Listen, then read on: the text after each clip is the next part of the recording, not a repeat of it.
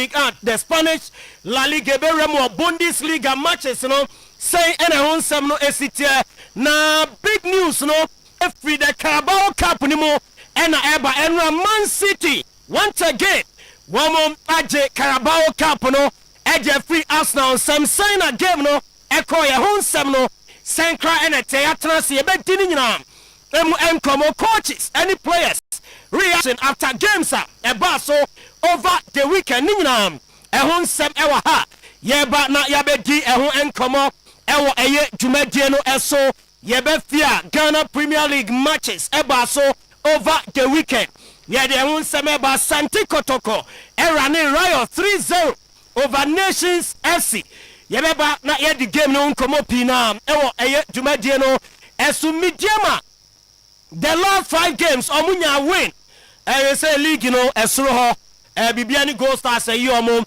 the free ho ni nyina ne senra Gold Stars Vision FC Mijema Lucia other games about so any relegation battle ni nyina hun some wa coaches any players our Ghana Premier League mamo the same kakra to after games and also about so over the weekend the Black Stars of Ghana shall see a touchdown Austria ahead of Austria and Germany friendlies a weekend and also about so ani nyina di ehon komo dwumadie ne so ene anope Mr. Eugene Adu Poku striker na wano enete akonya kese no emu captain siasia akomia sechi hariawa ewa ha se obe teninka afeza kito ni baba inside still na sala na emu na omuso ewa omuguswa edi sala ntino ene pa ho a ochina live omo betena omuso be join na afei ye today sports ne other shows na dia brema na ye ba Kanjen and Magic drinking water and penning for her.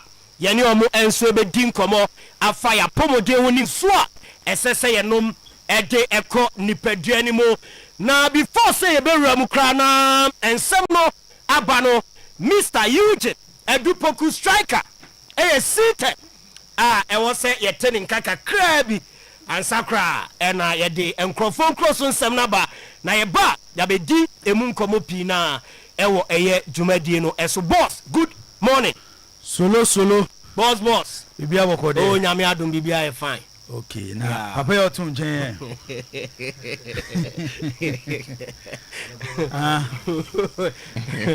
ene dem zo nyako na be foreign stories let me nim say onu kranka ya sha asre nko ma o o de ye abrekra ye wo trophies papa o ha ye twan je me de ye every couple city affect me okay ye ni omo be share biem okay omo ye mon league ne dia ye workouts papa that trophy there David trophy there for common assistant oh David and run by no do mohwemo oh David second game of 2 halves good first half not even a single shot on target dominance in the second half was to change on first half no he Nkapi yellow now nya first half he shouldn't have come on second half but sometimes na ya head ball no TV screens nature I think say we get it better than the management because even first half no first half in the crown Mikel Arteta send one of the defenders on me up because after yellow card was I silly tackles ba kumienu bia na enra game number in the levels room and na ehia party okay game my boy and na e new bia to breaking lines nipa game bia no ehia party nipa da se ne eti asasi so yenya ye o party de bia me de football solo and the ball no abeye coaching more than the individual talent. Yeah, technically. So tell me chana na Osha Arsenal team na eno na me hwe game ni carefully. Arsenal will problem with omo build up. O de eno hwe game no say Arsenal start so omo pass ball na fe chia. City for no impress omo. Yeah. Omo jai Ben White, Saliba, Gabriel, Nkapi. No more pass ball no. So more pass ball now. Arsenal will need a ball distributor, ball carrier, ball juggler. Zubimendi no boss wire. Declan Rice sunyebi. Say Jumani na Thomas Partey eye wa Arsenal team. Into her last season na Arsenal dominated games more than this season. It's true. Because of Thomas Partey. She City on the other side, Rodri. Quickly no akwaje ball no dey ba. Yeah. Eti enra game no where how are two teams need set it up? The game changer for City. Yes, most amount for ball and checky. Rodri. Reason why the Biamika say football the most important role. Number 6 position. A who ya change position be Yeah. Nti Arsenal next season. So mo na me boa na mo ti Major League na. Yeah. And yes, yeah. Mubenya problem. Yes, I'm benya problem. But then also, you say David Raya is very important. Yeah. Kepa, yeah. Mahusa man for bo Kepa. Yeah. But Oya Teta, I'm not sure. Yes. Goalkeeper throughout the whole competition. Why you're number 1? Ube you know say. Because we City, you rewarded the keeper for that. And throughout the EFL Cup, whatever was na blue. Yeah. Whatever was na blue. But arguments are about along the line. One say Raya make it safe. It's a second goal this season. Raya yet saves no consistently. If you are go no over one side, na born on the other side. Premier League on Raya on Kepa nkoda. We Kepa competition to Munyano. Na we no so spell no so nye. Final be our demo be and say he's been on the losing side. Sir. Very bad. Ewa Wembley ho. Okay, just Saturday na make us asem say history repeats. Arsenal Muntanye Cup. Oh, there we want to mean kasa. Na some Muntanye Cup. Arsenal yet team Muntanye Cup. Total trophies Arsenal aje. Recent years yet team Muntanye Cup. Oh, there be the statements and say Arsenal enter in Cup. So we need a controversial statement. Over England now we Google the most successful clubs in England. We Man U and Liverpool Arsenal. Football club Okobe 20 years near count trophy two. I thought at the FA Cup I think Guardiola by City when how many years? By City I think this is his 9th. Yeah. 8 or 9. Why 19 trophies? 19. And they found in 9 seasons. 19 Carabao Cup 5. Now the Carabao when you boy you teams missing China. 19. Arsenal over 50 trophies. And you can say you heard the league in the BNT Zolo boss program ni nyina no betimi do message aba 0241 915555 0241 915555 SMS and answer WhatsApp baby ade be fa bia no e benya bre ene adaje ene akenkan mu e de amount saa so ena betimi dia fa Facebook search for Oyerepa Radio and answer YouTube Oyerepa Radio ho nyina no ubenya ye ene anopai ayatena se the holiday edition of today's post na otimi ahwe program bi on your TV Oyerepa TV and our radio 100.7 solo edin sem bibra tudwa ye bekwa amonone na yakohwe nsem a ewo amonone se de kan ye no enra City akira asna se league no omuhweye we psychological defeat and omodiama Arsenal tin how Arsenal be recover after a defeat no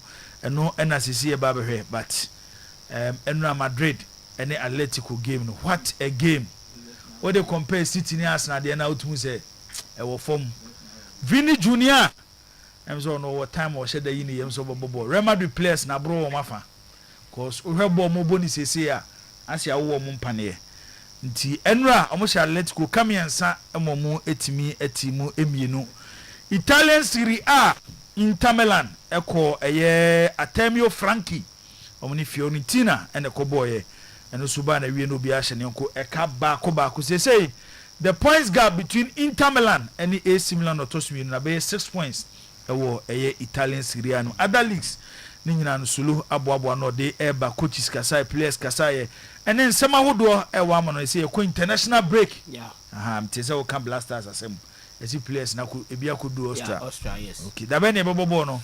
27th which is Friday, yeah. Friday. And then 23rd into 27th okay. Friday. Ifiada. Yeah. And any Austria no. Yes. Okay. You know Rafranic Austria. Yeah. Le professor. Le professeur. Na me adu be Ifiada. Ye bo Austria ansana adwada ye ne Diamond Shaft German national team no de asieni tini nyina no ho nsem e wa ha a de ebetuja Ghana Premier League games ko so Asulu edi kan bobo so mati so bi say update on Messi ada Messi wa yedai ayemfa aye ne update emra Messi no hwe ni yo mo be hu na osade Argentina sa ba beje eye World Cup enra omone New York City game ni ende 3-2 na o share free kick bi and I'm so for person e kan ho asa na who was free kick no video no minyae and the copper to so why ye be pedi amom okay copper to so mama for free kick na efe oh efe etiapo Messi nkwan na betimi aye hey microphone o montwe kra o Messi aye bibi wo ayi America ho eti solo boss mama fa we enyo tate na fa yura ma no ne na fa nsem no ebra oba kanjemfo na mu ne di kan o studio ha no mo be ya adwuma kama se director oba oni mo wiwe bibia kama ewia obe ya jinidi all right oba a chenti no bibia madam na so be kasa bi ene so oba ode check aba oba bo mo chidom na me man so na aba no chairman ni bibia boko de abranti we de won che won samu ima che radio be ba be toni sisi ya kwa we pochu no yanko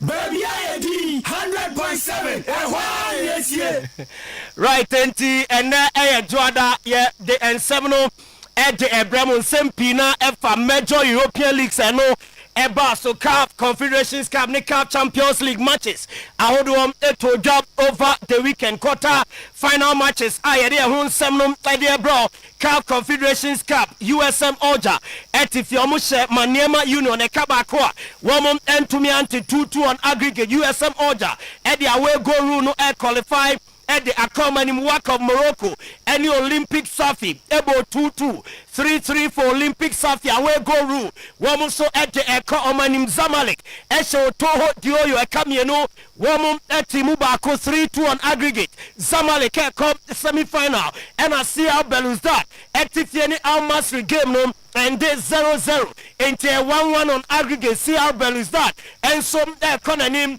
was semi-final of the CAF Confederations Cup na semi-final pairing no say and a TCR Belouizdad and Zamalek and Bebo and a face to USM Oja and the Olympic Club the Safi and some like the Abuani no by way of the CAF Confederations Cup semi-final pairing no na Mejing Lamau and Jumadian so and Anope Urem and CAF Champions League na me bacho memendani kwesiada Stade Malien Etifioche Mamelodi Sundowns Mamelodi Sundowns and Tumin 3 2 on aggregate for Sundowns or Konanim Al Hilal Tifie RS Bekani Ebeshene Kabakua Womo Entumi Ante Bekani advance 2-1 on aggregate Pyramids Etifie Ma Farabat Ebeshene Kamieno Moti Mubako 3-2 for Farabat one also advance Edia Konanim na Al Ali Tifie Ma Esperance the Tunis Ebesho Mo Kamian Sam one more Kanimu Mienu, and 4-2 on aggregate Esperance,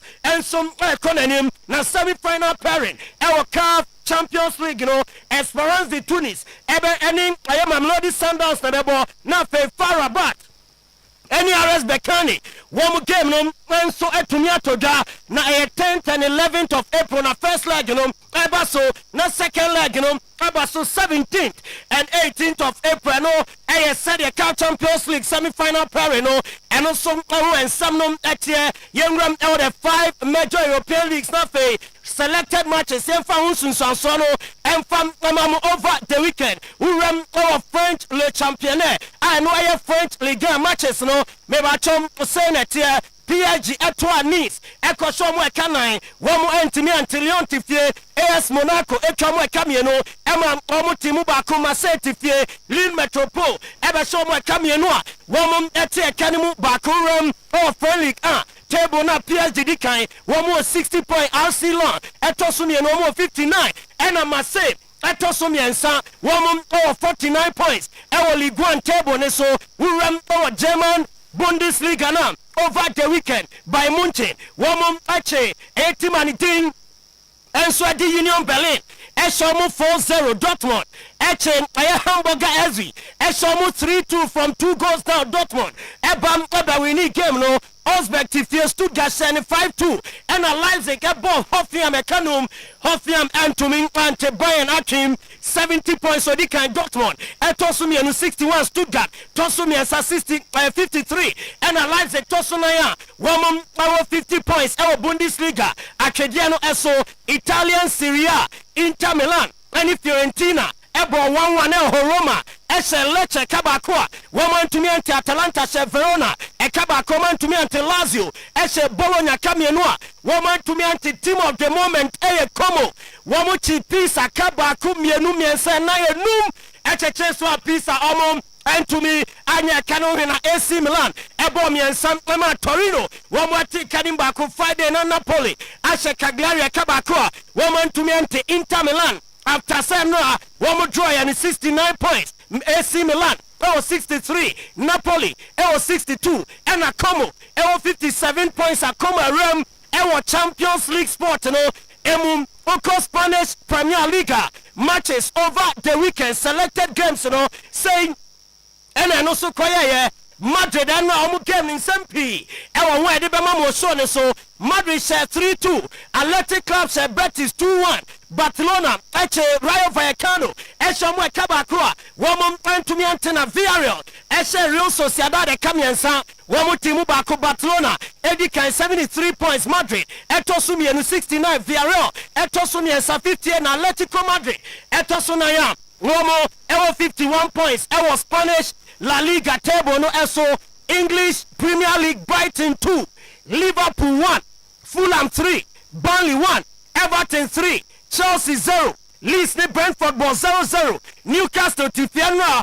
Sunderland Ebony 2-1, Aston Villa, Ebo West Ham United 2-0, and as Spurs I go to those tournaments for Mutifie, Emma Nottingham Forest, session where Kamiensa, Woman and to me Antiano, the EPL results and also Eba su table no Sakayapi, and Shadan Kosunin and Sam Enra, and in Ayamenda so Yadia Arsenal City, Woman Omu games table so Arsenal still leading 70 points. Man City was 61, Man United, 55, and Aston Villa, 54 points. Now Tottenham Hotspur, and I have a down our Canadian soa. Or the 17th position. Next round of games, Tottenham Lusu, now West Ham United, and now winner. Spurs our relegation zone. And we are Osama to Mohamed Kudus, and in the teammate, Nanram, our Carabao Cup final. As Man City Tata, so much first half, Nanya Semketwakra. First half, Nayadia Gobia, and to me, I'm a second half, and a Man City. Ebechi Arsenal bomb we come yenua. Woman to me anti Esakano. Nico O'Reilly. And about 2 goals in England. But Emma Manchester City. One more Bobo Kone Twaso. And winning ESA game no maji EFL Cup no. And yes, Yomonaisun Tuko. Abako Semo Manchester City. Woman had the club Omaji most EFL trophies. And the history of the competition. And 9 times. And Omaji. Pep Guardiola be the only manager awaji EFL trophy on 5 different occasions and also a record a coach and so to me I highlights and that screen is so I enjoy be wa Bra City Arsenal show me come here woman and to me after game and some and ever Pep Guardiola didn't come up afei abantani ding and so then Antoine Semenyo on the first a major trophy with City or Kasaya, Mikel Arteta Dinkomo, a fair pundit, Ebia Tobo Arteta, Ebana have a training in our own some, but you think kind uncle, a Mikel Arteta, Nasue, Onune the losing manager, and Yabusa Arteta said decision to start Kepa, Arita Balaga, Ningan said no the mistake, and a Man City now the first goal, and Arteta said a right decision. Ningan is a boy, no. EFL Cup matches on my boy, no, and I did your bedroom final and general final, no, now and work on your sister, no, and that go post him, the right decision, said no, or board Kepa, Arita Balaga. Mikel, condolences. When we spoke after, of course, qualifying for the quarterfinals of the Champions League, I think there was a lot of belief amongst the form in which Manchester City arrived. What was the biggest match to do? Well, first of all, congratulate Manchester City. I think they were two very different halves. The first one, which I think we were the better team and have the biggest opportunity to change the course of the game. And at that level, you have to make that happen. And in the second half, we had some issues in the first 15-20 minutes to get out of our block, to manage the ball much better, especially in our own half. And yeah, without them really creating any chances. The first one, we concede a goal that is very unexpected. 3 minutes later, they score another one, 2 shots, 2 goals. Yeah. And then we throw everything at them to try to come back in the game, and we couldn't. So really sad, especially for the players, because I know how much they want it, and especially for all our people, that they were really, really keen to help to win the trophy with us today. Speaking of that first goal, and it being... Yes, and Mikel Arteta, ni post-match reactions. And yet here being our Jumadian so and Anope Antoine Semenyo Manchester City player. And after the game, or the two just are very excited. No, you're happy. So I in the first silver where Diamond City no see many more to come. Or any Musa trophies in the Bebre. Ebaba Ediama Antoine Semenyo City. Which is what you joined for. Yeah, 100%. First of many. I'm excited, I'm happy, and many more to come. What were you feeling like before this final, you personally? Very chilled. Very chilled and relaxed. It's just another game for me. Was that because of the players in the dressing room? Did they make you feel very chilled and relaxed? Yeah, it's just like we had a game plan. Mm-hmm. And if we got a game plan right, we would win. And we done that today, so we're all proud and happy. What about your position? You played up front, you played on the wing. Yeah. On the wing, you was devastating. You prefer that position? Yeah, I think I just have that freedom to do what I want, get at defenders and cause problems. And that's what I done today. Had Nkapie running around a little bit, but yeah, his hind legs, bro. Well, listen, it's just what I do. It's my job, and yeah, just. And Antoine Semenyo after the game, no so some kakro then fiber efa game no Pep Guardiola. Any abusani say that's a jubilation here out of the world. Na Carabao Cup wajina uji wani also ade wajiji bebre no say. They say Arsenal and had the benchmark in Europe when you are a team. Woman in Bob Panty say, oh, Arsenal now get trophy. And was a Oju and Intino and Nijebe by Arsenal or no Pep Guardiola. Washomo, Entina, Nijano, and was Rosano. So much drive, huh? How is it possible? That's what we're trying to figure out. How is it possible you win so much and you want to continue to drive to win, and how important it is for you and the team? Yeah, it's really important. It was hard for most of the players, the first title or first time we were here. Today is against which team we won. Mm-hmm. So this is the strongest one in Europe right now, in Champions League look, in the Premier Leagues, and to beat them for many aspects it looks like, and so difficult. They prove it for many years, but especially this season. And of course, Carabao Cup, we're happy 5 in 10 years, but especially against them. Have a huge respect. I want to say thank you because they wait all the team until we were down. That it was an incredible gesture for part of Mikel and their people, and really pleased because we make a special. Yes, and Pep Guardiola, and a 40th trophy. And when the coaching career unprecedented, Pep Guardiola at the Premier League in India, Carabao Cup, Waje Club World Cup, Waje and UEFA Super Cup, Waje and Champions League na miensa, La Liga miensa, Bundesliga miensa, Spanish Super Cup miensa, Community Shield, waje miensa, Copa del Rey, waje mienu, DRB Pokal, waje mienu, and FA Cup no, waje mienu no, 40 trophies in total for Pep Guardiola. And the coaching career no, na Nico Aurelio Onya man of the match, game nimo was a beautiful birthday weekend. And the Nico O'Reilly or your Manchester Quada, one rising through the ranks of City and one living a dream. I want a trophy. At Man City, one more Bobo Corona Arsenal. After so lose, woman saying good news. Then say William Saliba and Onya ankle problem. I'm a France, games are woman our international break in your dear player no. Ever representing France. Woman, no, bad news ever. At the moment, a berechi eze, unso no dear. Our calf injury that na report and it's England almost squad no player no entimin konkosia kan emfa emomo and also the free berechi eze. Na share ever after the game. And Jamie Carragher as Mikel Arteta and ran a choice or starting keeper. Now a wrong choice. Also taking responsibility for Arsenal. One more a defeat and I said to you, the first thing I said to you was I feel sorry for the lad because I know what he's been through with the Chelsea situation and twice and obviously missing a penalty in a game against Liverpool. But I have got strong views on this play and the second goalkeeper. I don't like it, but I can understand it in some situations. But Mikel Arteta does not owe Kepa anything. He owes Arsenal supporters the best possible chance of winning the first trophy in 6 years. They've won one trophy in 9 years. So the goalkeeper comes to the club because he knows he's second choice. Yes, he can play through the rounds, but once you get to the final, it has to change. For me, because they haven't won enough trophies, and this team need to get over the line. And he owes it to the supporters more than he owes it to Kepa. Now, I know someone at home or yourself might say to me, but what about Manchester City? What's the difference? He does Old Trafford. He brought Trafford in at the start of the season to be the number one. Didn't think he was good enough, and then brought Donnarumma in. Not easy for the lad as well. Okay? And also, they've won 4 of them. The pressure on Manchester City going into today to win another Carabao Cup is not the same for Arsenal. It's not. Or maybe there's another flip to that in terms of people might say Kelleher at Liverpool. The reason Kelleher, I used to get so many opportunities as well and playing finals, Liverpool were desperate to keep him. They didn't want to lose him. That is not the point with Kepa. He signed for the club because he knows he's second choice and he's not good enough for the top level. We've seen that at Chelsea. Yes, and Jamie Carragher. And also blame Mikel Arteta for almost loss to Manchester City.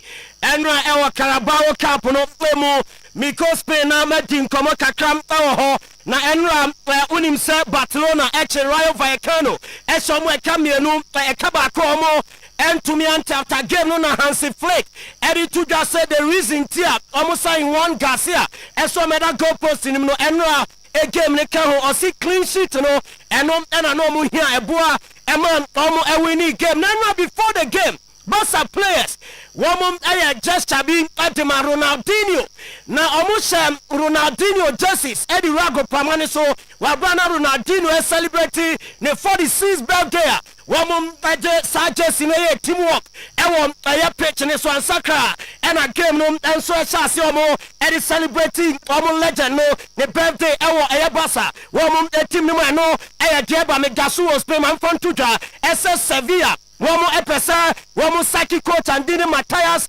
Almeida, enwa wolusu to Valencia. Womo ebo bokone ese bono aya oma take decision awie aka former steps almost so ebe sakino Antoine Griezmann Orlando City. Say the bibia to Toma week where a dear player no ebe travel Ramo United States of America.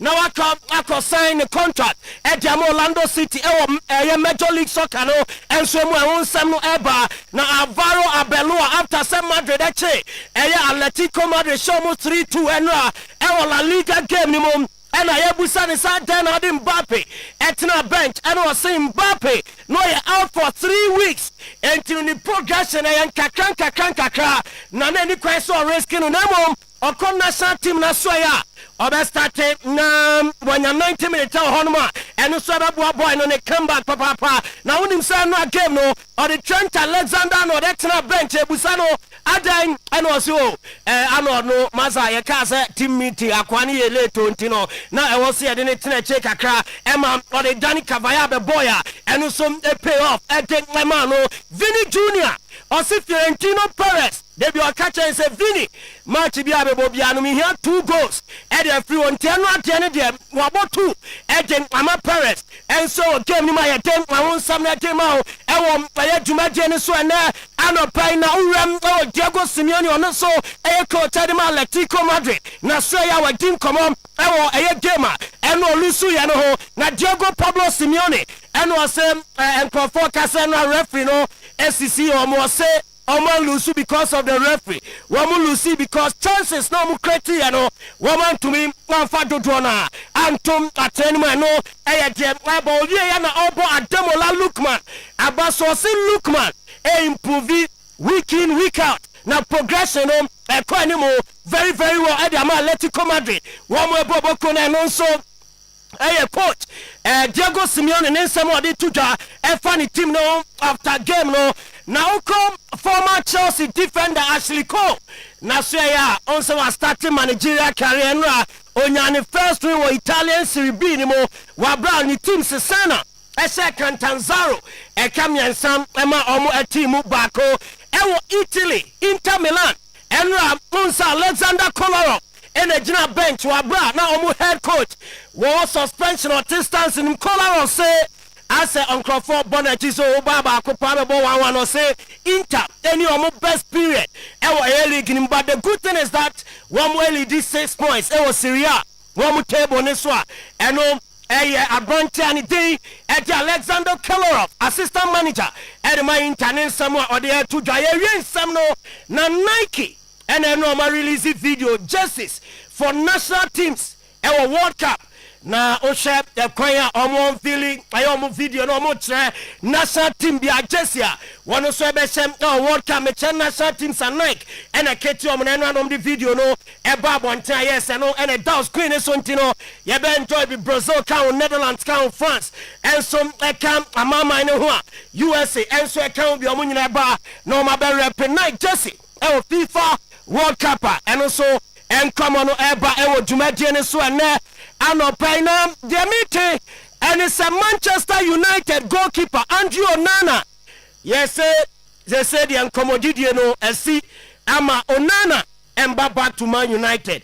After any loan to our Transport club, and catch and say, oh, move on. Yeah, dear, one best sign, Edino Abaye Janso. Now, yet in Crawford Cross on Semno, as the Anopay Holidays edition of today's sports at the Amamo Yani Kanjin and penning for. Edin komo e odumade ne so ene anopen so no e catch us enum de alkaline ne womnum de ni pH e wo so enkonom acidic water bia ma enkofa problem bia environment director e wa ha anopen ye ne no edin komo. Yes, director, good morning. Good morning. You share ache. Yes, antino Kanjin good news ene anopen.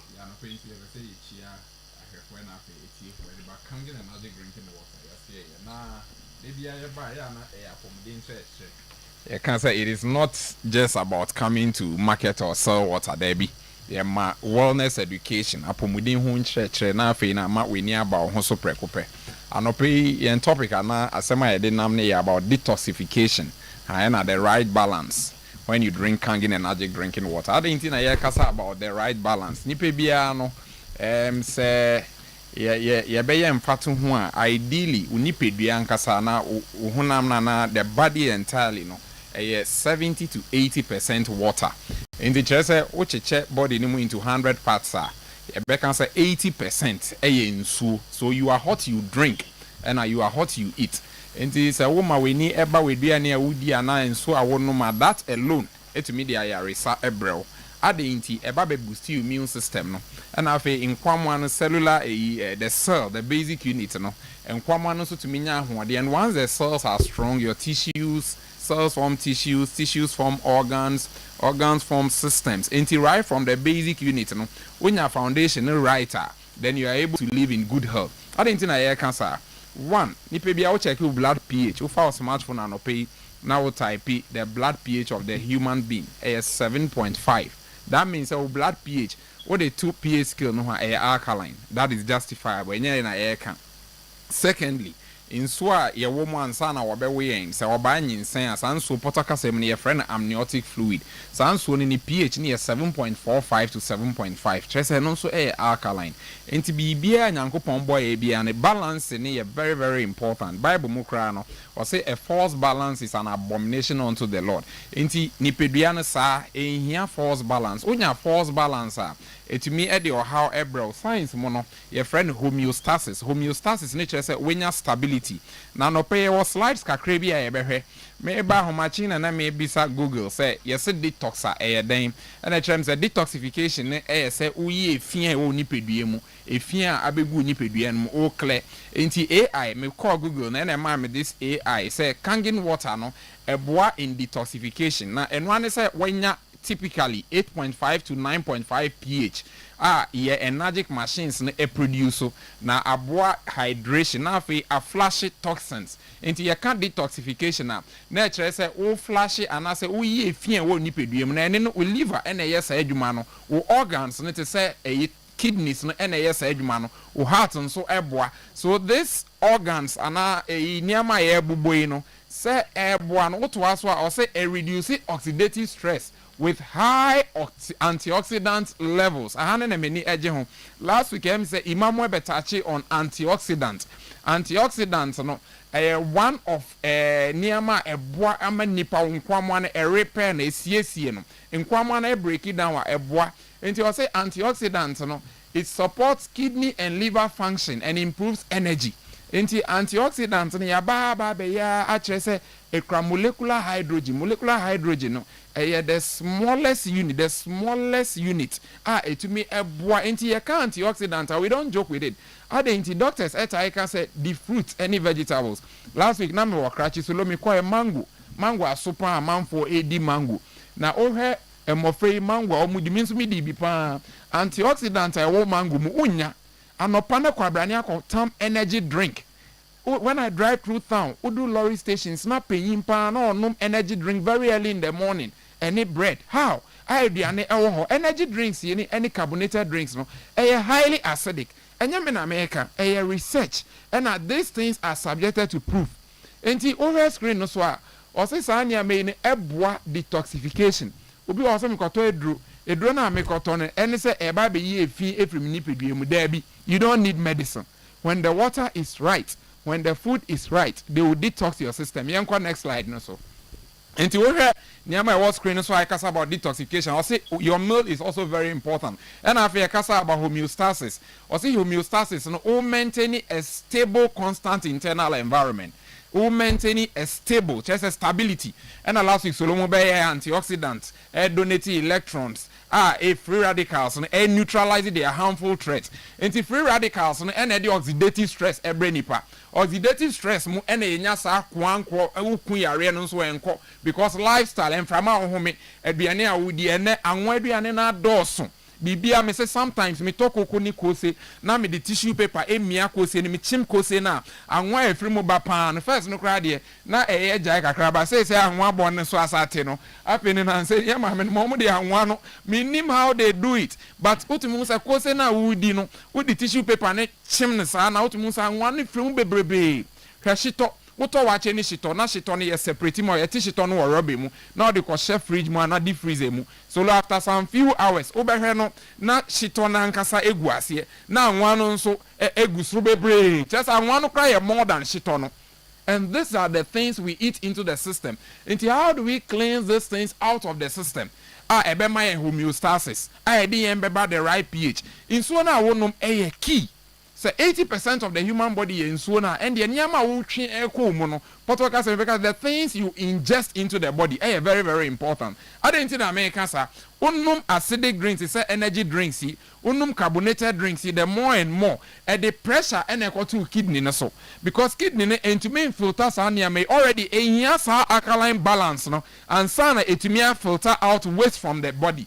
Enti sanyama wo tringu system no mu with your own deep roots any vegetables your alkaline foods MCR born ever my the 7 most alkaline foods mama mango example carrot pear your friend avocado sanya me o here cucumber ewo ho spinach ewo ho celery broccoli sanya me kwabrane ko party na ya man aduane na salad kan ho say o me me ya ponche na mabewi salad me was anya me na antioxidant anka eboa ukọ party na ya man o say o me pe fufuo ni abenkwan no so a odi no chese obo aduane owia na wasa bottled beer wa bottled water na make can so e be acidic water no ankasa abachi say evidence of better living uku ho no etire na ya wo ho ya say what a shock like gone too soon ni nyina your how ye didie ento we ase wona ima kind ya wa ase no emine or say is your body acidic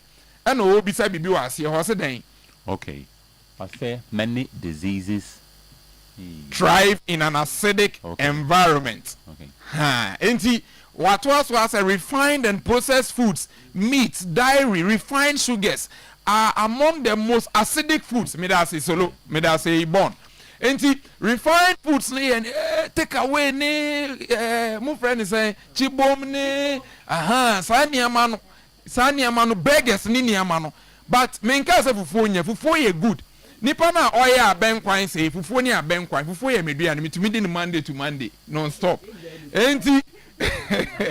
enti unya tuo zafi ni ayoyo no je no mo na ja stew no tinchen unya ayoyo na antioxidant na hye mu bojo eni se udi otumu say nordness nde bi omo ye fit and strong omo dua na enti nipa na oya aben kwan no odi nsuo hye na ye procedure no enso wo wade abe wo wadi nkwan na wie no wonum chilled water eguso tanya me nyina na ha adwin but kanji na energy drinking water no abe demonstrate say etumi break even fat and oils enti 7 most alkaline foods na mama we ne no wo doctor ni a oye correct pa ope wasem wo yare a subscribe and on about medicine and chero he wouldn't be talking about medication no e bi kra to me chero say kotene classic akra e ho na mframa na obe humi antioxidant wo mu because environment ni full of trees full of leaves after aduane nso awudi no fresh direct from the farms and then me atosudie kra yedi last me hwe obi pineapple or the color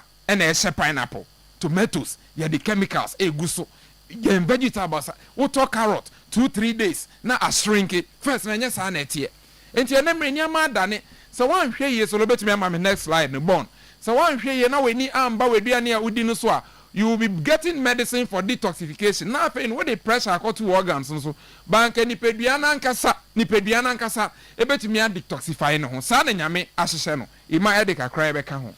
Well, ain't he said, I'm a boss, a kind, yeah, share, and you may win pedianima, and so on, canjin and addict drinking water, a boa, now a detoxify, sign your meaning and idea, free pedianimo. And for the purposes of education and academics, we are placing it on record and all kind, may enlighten more on it. Answer now, when you pediani bit me detoxify and your man when you pedianimon. I was all lines and sweet me a bois, or kidney etime bois, or scan also with him excreti, a ye and your man when you pedianima at the bank, and ye. Naning and I was the son of and I bet him out, so I guess all nom canjin and addict drinking water. Because yes, some organs know when you pedianimon, indeed and indeed it's me a year. But then for better improvement on your hydration, I was all nom the offense canjin and addict drinking water, and non qua signing to me at the bank into me and ye. And ya kind of times without number say in so anas nipedian ankasa produce their friend say acidic content on nipedian. So the more intake of inuania hodwa ye soft drinks and your my ye acidic content no I ade sending nyina etimi aboa ama nipedian efin de ben ebem said your car may fin okọ washing bay say okọ akọhoro say na be ya ebete brighten sana was so nipedian internally also no to timete brighten. And once again let me also place it on record say so ni pediano eye more detoxify na se nyoma fin ebemu a wo badwen se oh enye bibia enye me bibia ene pese ye hwe enyoma na se nsunsuanso a ede bra ye woni pediano ye wo time bi e kan say brain fog and na be won se otot eye very cloudy bibi ketwa bi ade a was in simple terms also witimi kai no bon se wintimi nya de ben wintimi kai we are not at the free honoma ye see amount the friend say constipation. It won't say enam nyoma fin na wo oni pedianim na ene o tissues ne o cell na ye basic unit of life na was etime boa na ema sai fin the barbon tin intim emba it won't say sebi uja wona na so untimi mponya de ben nja wona we are not sanso the free honoma ye see amount the friend say body odor. So that is why I won't say oni pedian a flash out toxics na woni pedianim sweat and asem fifre na eba no bon se eba abonten a bon se woten carbon ya de ben ewom because internally na ya de se nipadua no ne ewom ni nyina no ya de ben enye nti se wonom kanjin energetic drinking water na ya de se eboa na sa adwuma de ni nyina no atimi enso aye nti ya pese obaji ya numbers no na wa frɛ na woni ya na bo enkom ye na kyi akwan ewo Brahman UGC ana sa abawa route sabra ya kasa ya numbers ni active nti men kasa wo twa me akasa awie da bi yeguso ya kasa ya obetimi afrɛ call never go straight out the office. Not your person will be said be our person will establish on who and so distributors and major distributors when one are born come on numbers yam the baba 0241 44 91 0241 44 91 and I face 050 73 79 474 050 73 79 474 so on the internet ma on package and answer din it's actually the need in the intia was uchusi kanjen and magic drinking water and I'm saying GD say Udidia aduane also contain all the basic food nutrients and nipaduane ehia no sounds na yesi insuo no kangen and agi drinking water no so contain the basic nutrients insuo bia ehia and ye gidi say yanso ge dia no ekuta no in refined alkaline content a was say no and ebebo nipaduane once again na enkrofo etai kan say insuo no boy den na we no a mystery the boy wo musa utu kwan ko outside alkaline water be 10 times the price of normal water but over Ghana ha ye pack of water and it said the AC solo nim you may nim no 6 we the biggest size 6 ni na 30 cedis na ye ni the mine distributors 24 Ghana cedis enti we calculation for the small one na 12 and a pack no which means give you divide 24 cedis by 12 na just say every bottle ye the ma 2 Ghana cedis. And here the man distributors and distributors they are 30 Ghana cedis. And we a major distributor, that is your price range. And 30 Ghana cedis for a pack of water. Maybe our person will be brain now nom dia. Or that say this is what I want to get for my family. I'm getting almost 50 packs. You get it at a reduced cost. And to bounce it is even cheaper. Me too I think by 1 month, 2 weeks be other waters no me twa just 500 ml no me give me 4 cedis e be the 3 cedi 50 pesos but kangen yeah they mouth 2 Ghana cedis nipa ne dey 2 cedi 50 pesos cry nya ba ntigibu anope no I think say kangen energy drinking water yeah being we are for all the regions in Ghana say okay. When you call us your numbers no Ofra will direct you. Adenti a ontai enhu owia no so ne say mineral na ewo mu no ya na ye mpese mineral no ye be lose high effectiveness no. Okay. Enti educate and distributors am fan go a cool place. Na nipa no to a wetimi anya the full effect. Ye that's ya no pay. And the holiday modi. Holiday na ye di. Hey. And the modi. Hey. Harry. Ujafunie. Sorry. You better kanjin for us kanjik and magic drinking water maso na Uriah no more akodi enkomo. Ya to adwumade ni so aha ayo 100.7. Ko na ifa na wutie mitie Oyerepa 100.7 e wona ya current 24 video no koto. Okay, yati. All right, enti Benjamin Atnase so na Captain Siasia akomia sechi eso Atnase. Messages kakra ewa ha Victorious Collins open chia debia chi obi mame enya wanwa se woni bafo wona nam aha enchia de ofa no kwa hey Victorious Collins mame enko UK na ohene kwadwo asante ene eyo ohene kwadwo asante na woda ne yire eye Evelyn say yemfa dwumadi so na ohene kwadwo asante yem wish na happy birthday ni kunu no ni kunu ni mpompa nti ohene kwadwo asante we efi yire Evelyn and also yem wish happy birthday nyame enhira na onye wo kese. Okay, danger man akwaba boss me also bibi aboko de oh ejana daroma. Okay, it was a very busy weekend a yenku okay enra and Saturday ni no nyina enemu abati okwa yie ye enemu abende holidays say un say ya hade eye no enkuja nti unua de ba na okuja no se ne be ya wonso de ba wonso be akuja abijawo. Okay, nti na ye enemu ti we kuja ne nua na we so kuja ne nua.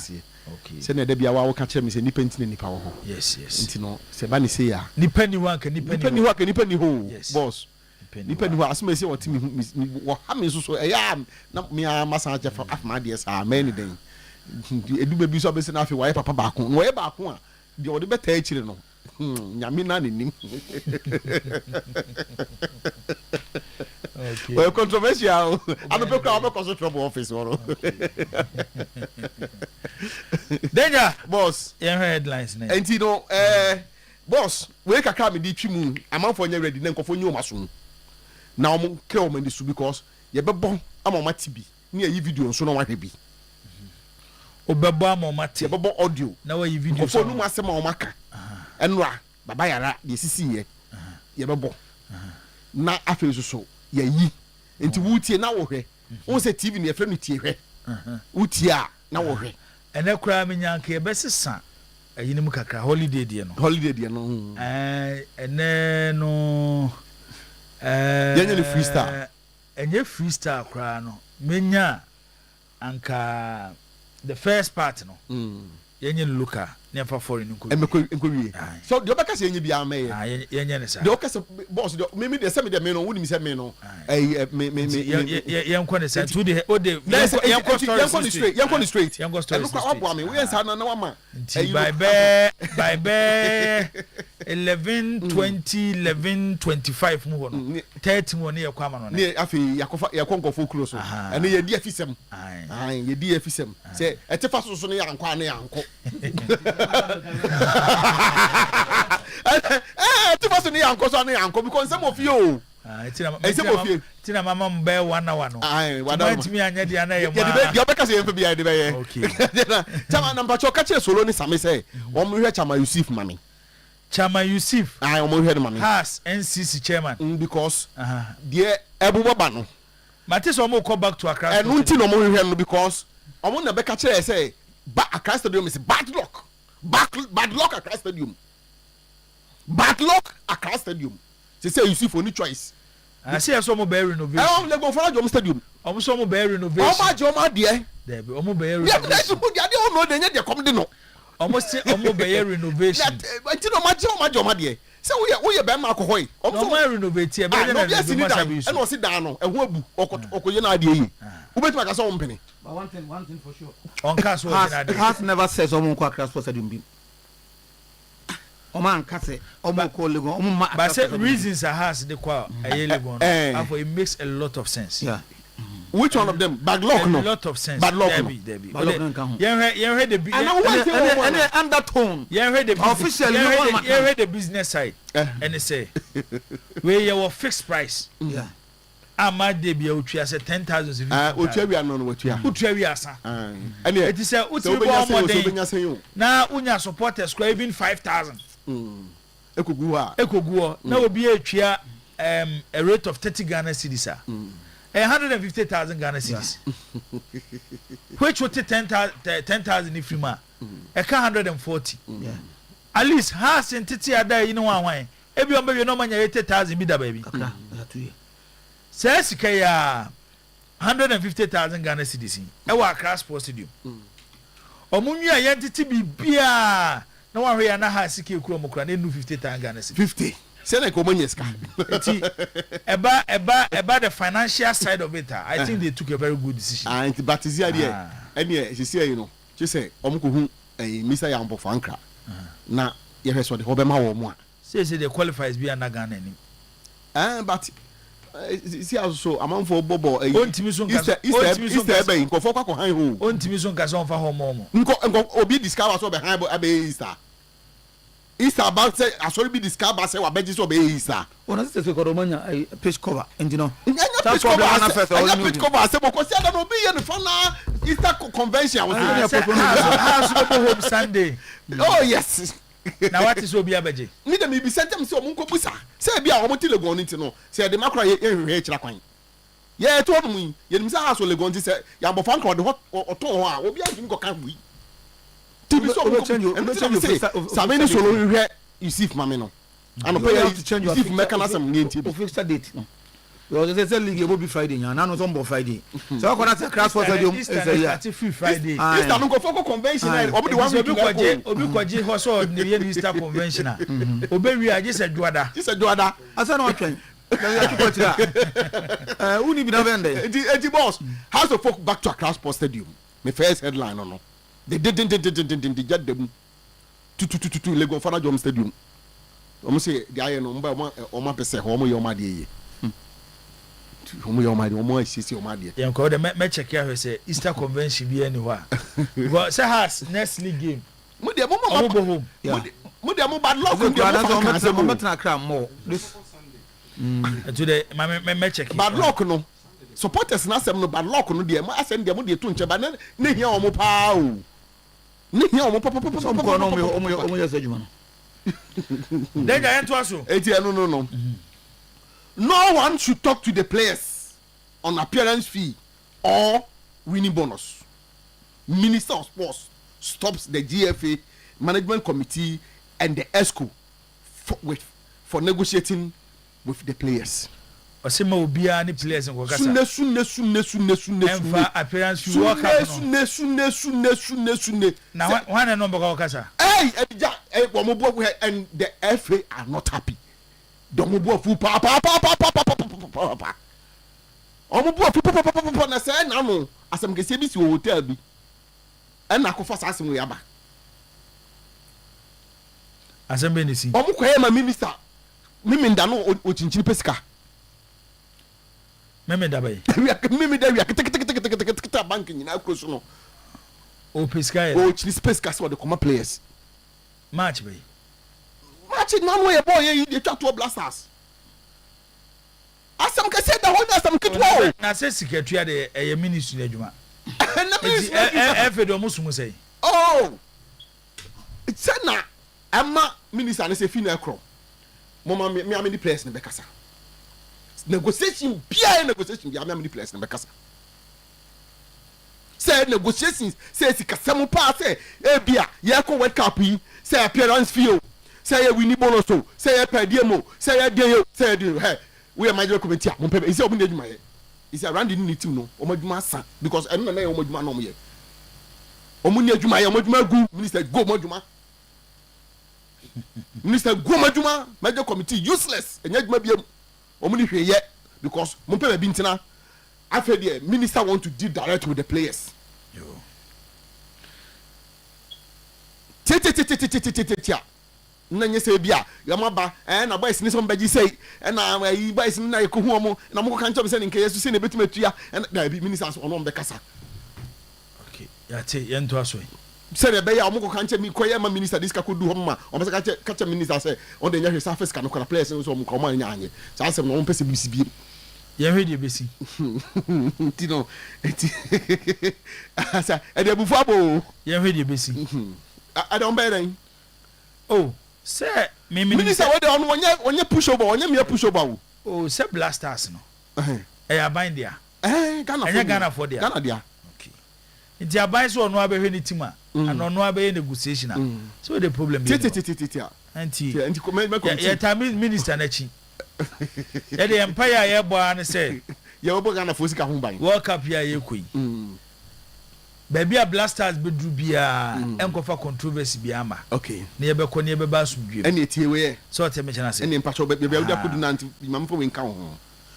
qualify from the group stage and take $30,000 whether you win one match you win all the 3 matches or 2 matches once you qualify $30,000 say no dey wo that qualification bonus say na no mo frɛ no enti say na enti say omo mfa say omo she 2 matches mpo na say one match mpo qualify wo mo a one match mpo omo nya hwe amonya hwe na mum say one match kra mpo na say omo move from group stage no call the next stage pay $30,000 no be abeg no dey wo that and so minister promise players no okay on aka kire wo o ka kire captain and o ka kire say minister obekọ so minister on obekọ bi okay say minister dey be on captain edili okay on the captain edili okay nti wa ka kire mo say ka kire mo nua no say hey mo de say mo antimi anhye England kra na say first match na ye hwampo Panama na mo je Panama fo mo ko mo hye ho na say ye CCC na ewie na say o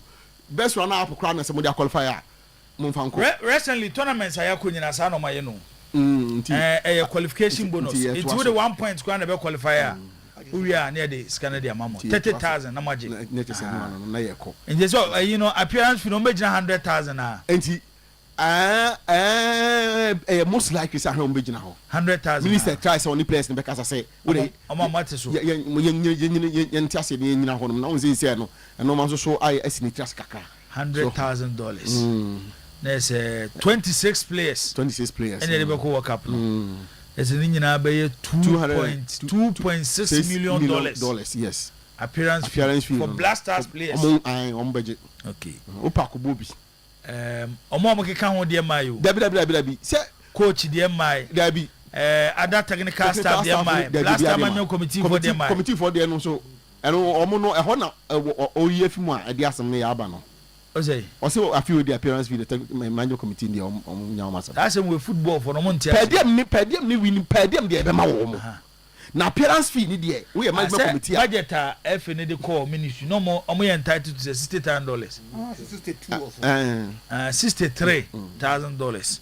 Watcham. So says he says so. We are sure watcham. And as he said, all outstanding bonus in Yinazo so Minister Claire. Says he can blasters member committee no one. I as a galamsey a Juma, you know.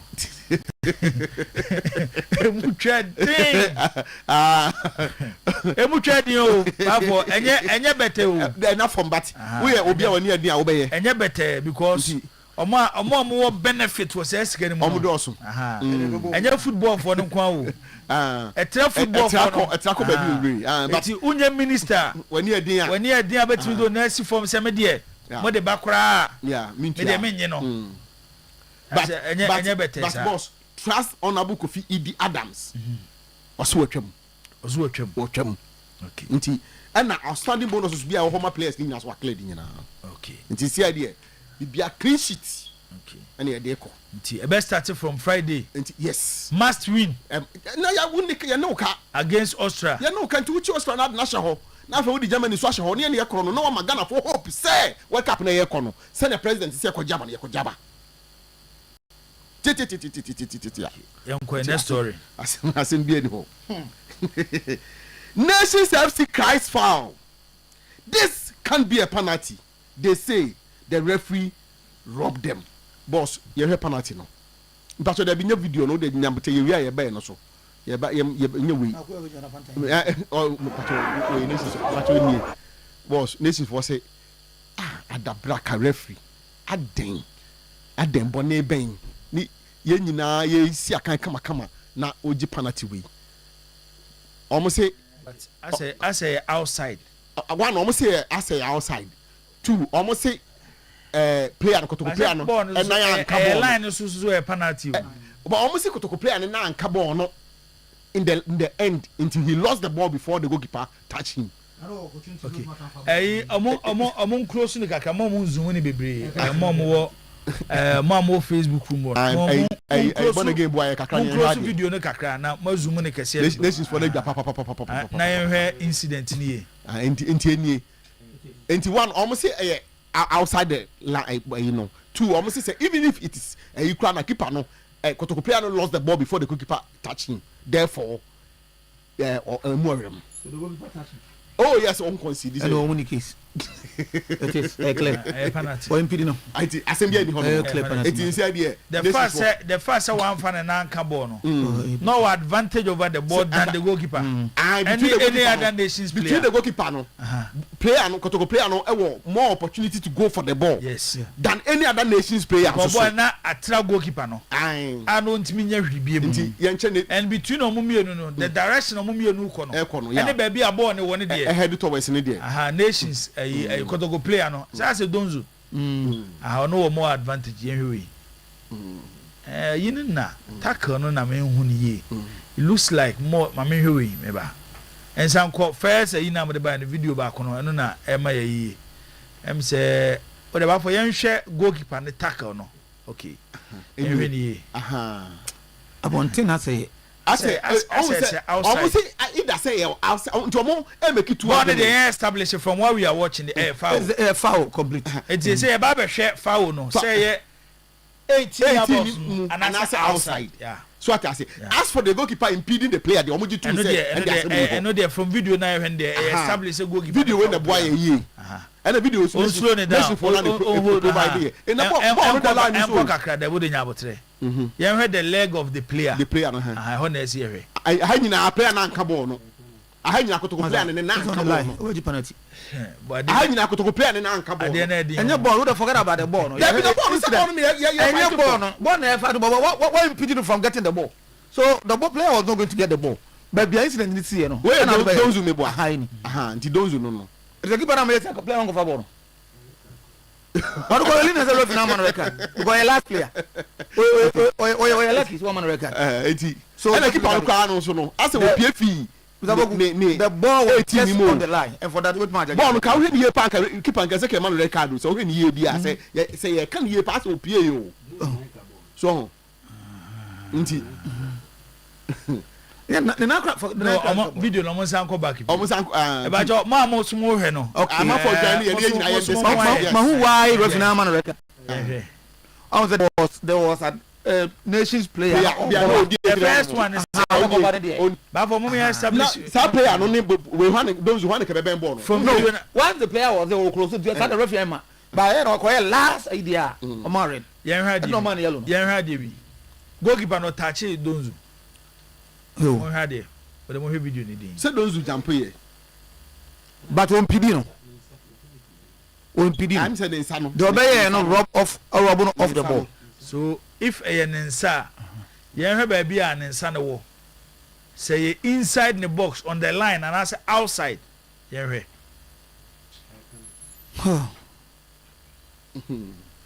Say over here. Very close. Very close. But I'll you give the referee the your friend say the benefit of the doubt to say very close. I won't blame the referee for awarding the penalty, honestly. Look at the ball. The ball was entering almost just around there. Were you commentator of the day? 18 man. Into commentator of the day. At the end of the from video now, I ran there. And you some get to hey. This is for Nedra. This is for Nedra. I my mama come here Messiah. I go me akwaba.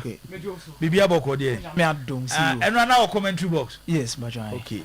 I had the area mumu no more China na. Also an to be incident you say we might start recording kakra. To be on my ultimate after it no. Obi so record so at me hwe. Okay, to man na when the eba say na said the referee ni G no. And one na can no. But I think say the distance between baby and referee ni gina. And the baby incident ni see you know. A hono na man na a little bit confusing say referee ni on the right and also ni on the wrong because I believe the distance will always show you say A B at the near penalty and I say yeah. So that's why you have the assistant. But per the did you consult the assistant? Intina o share ball no a year penalty no J na nations players and rush call assistant referee no.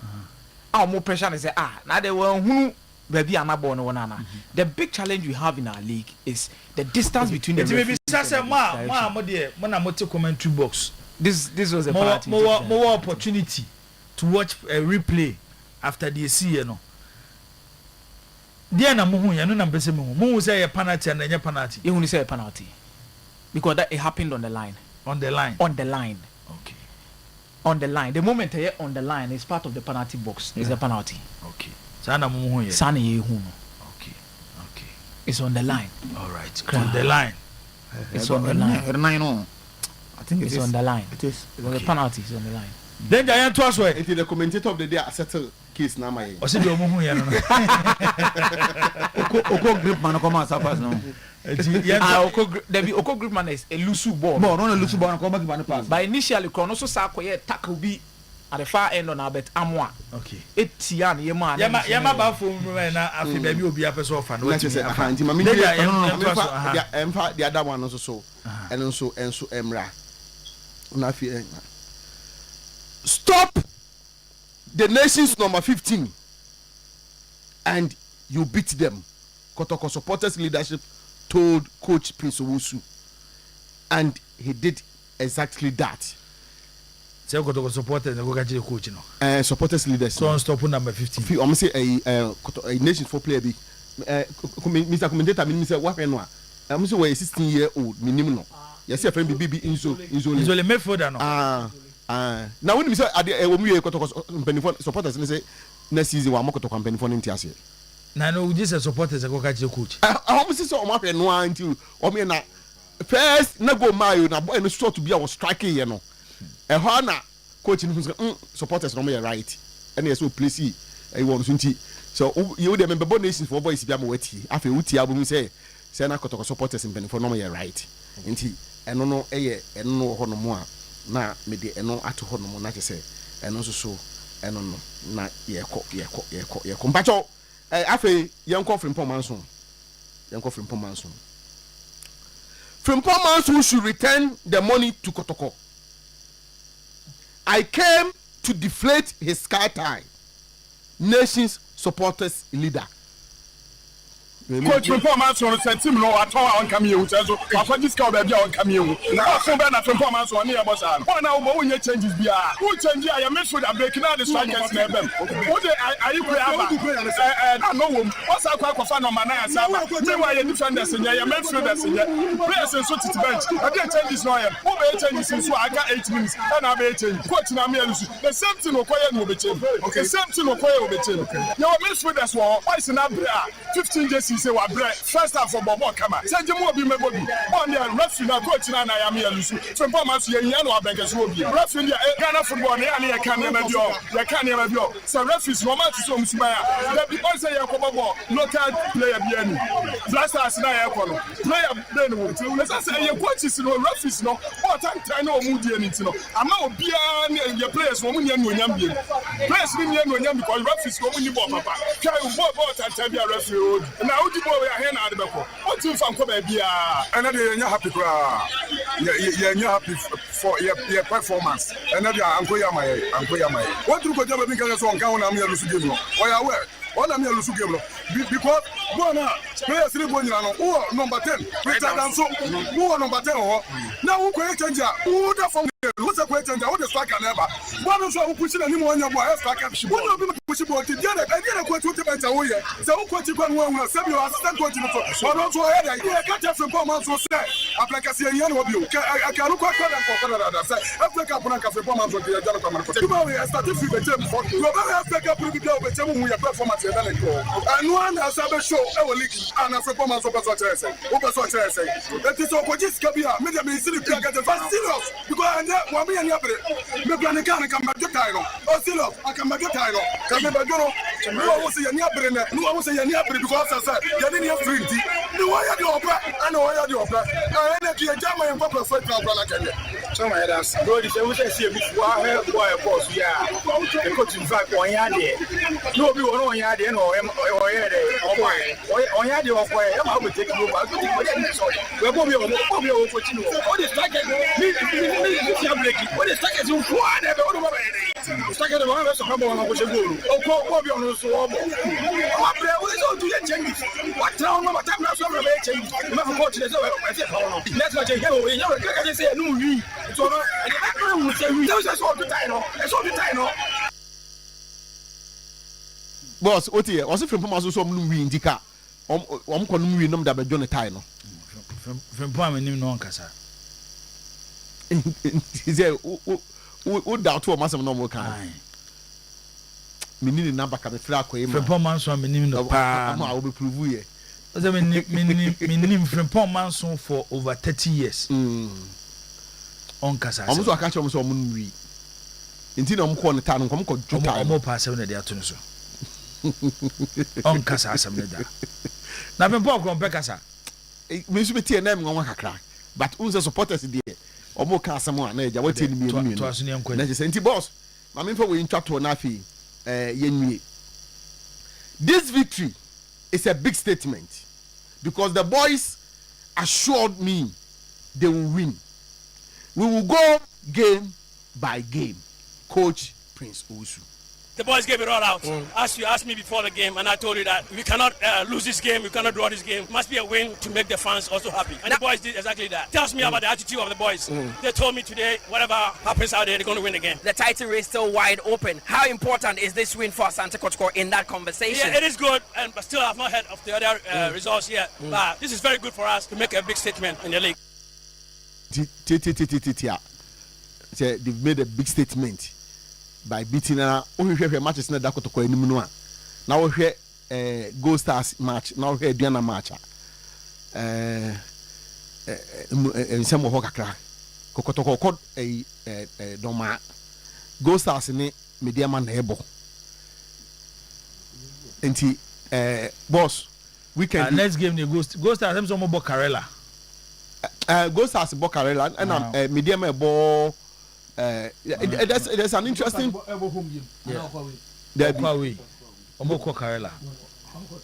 Medium about 11 won this rider. Yeah. Almost 11 won this rider. So it's going to be very interesting. Yeah, it's going to be very, very interesting. You know, next match is that one so no, and so yeah, the bit me PF Mwaba, and on the bat, coach me also there. Or say, or taking no match after match to where we need. I can't want the fence saying, Diana, Neno so what the Abba. No, Diana so where we, boss. Dia kan was am ho Ibrahim Tanko so ekasa after we defeat to Joseph into coach Ibrahim Tanko.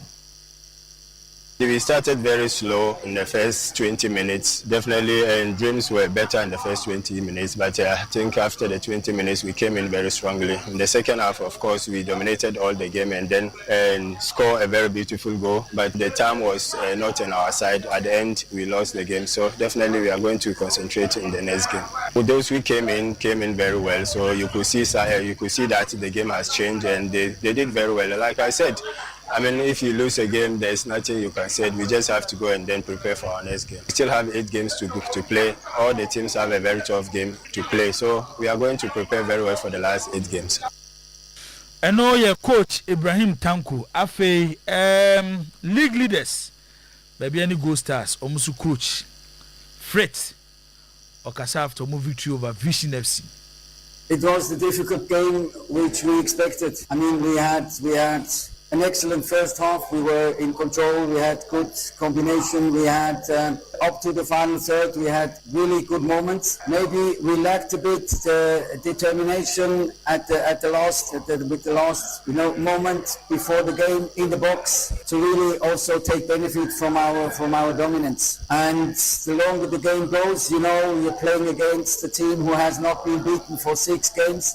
They know how to defend. They know how to be patient. Obvious that second half it was a working effort, and I have to give my players a lot of credit for it.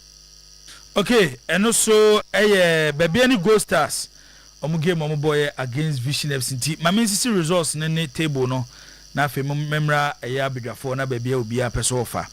Asante Kodoko said they kind to do Nations FC kamiensa our mind anti Dreams FC. Ewo 2 AstroTurf mediama kamienu emomo etimu ebako Basaka Holy Stars Young Apostles ekabako mo entimi anti afi Gold Stars ewo bibiani Dance Park omushe Vision ekabako Vision entimi anti Brekum Golden City Park eho ena Brekum Chelsea omushe Karela kamienu a Karela entimi anti Swedro All Blacks Hoho United ekabako omo entimi anti ena afi Nana Fosu Giabo Park eno ewo Bechem United omoso Aduana ekamienu Aduana etimu ebako nano efiada has eso boy against Heart of Lions game ne ba na wie no obi antimi anhye ne okuna fe Samates omoso ne 11 Wonders game no 2-2 it's a league table 26 games any abo ewo the Ghana Premier League. Gold Stars and at that top of the Ghana Premier League more 48 points. Mediama Tosumienu ewo 46. Asante Kodoko Tosumiensa ewo 42. Haas etosu 9 ewo 42. Aduana Stars etosu num omo 41. Insia Samates omo 38 points. Karela United etosu nson omo 38 points. Basaka Holy Stars etosu nwotwe.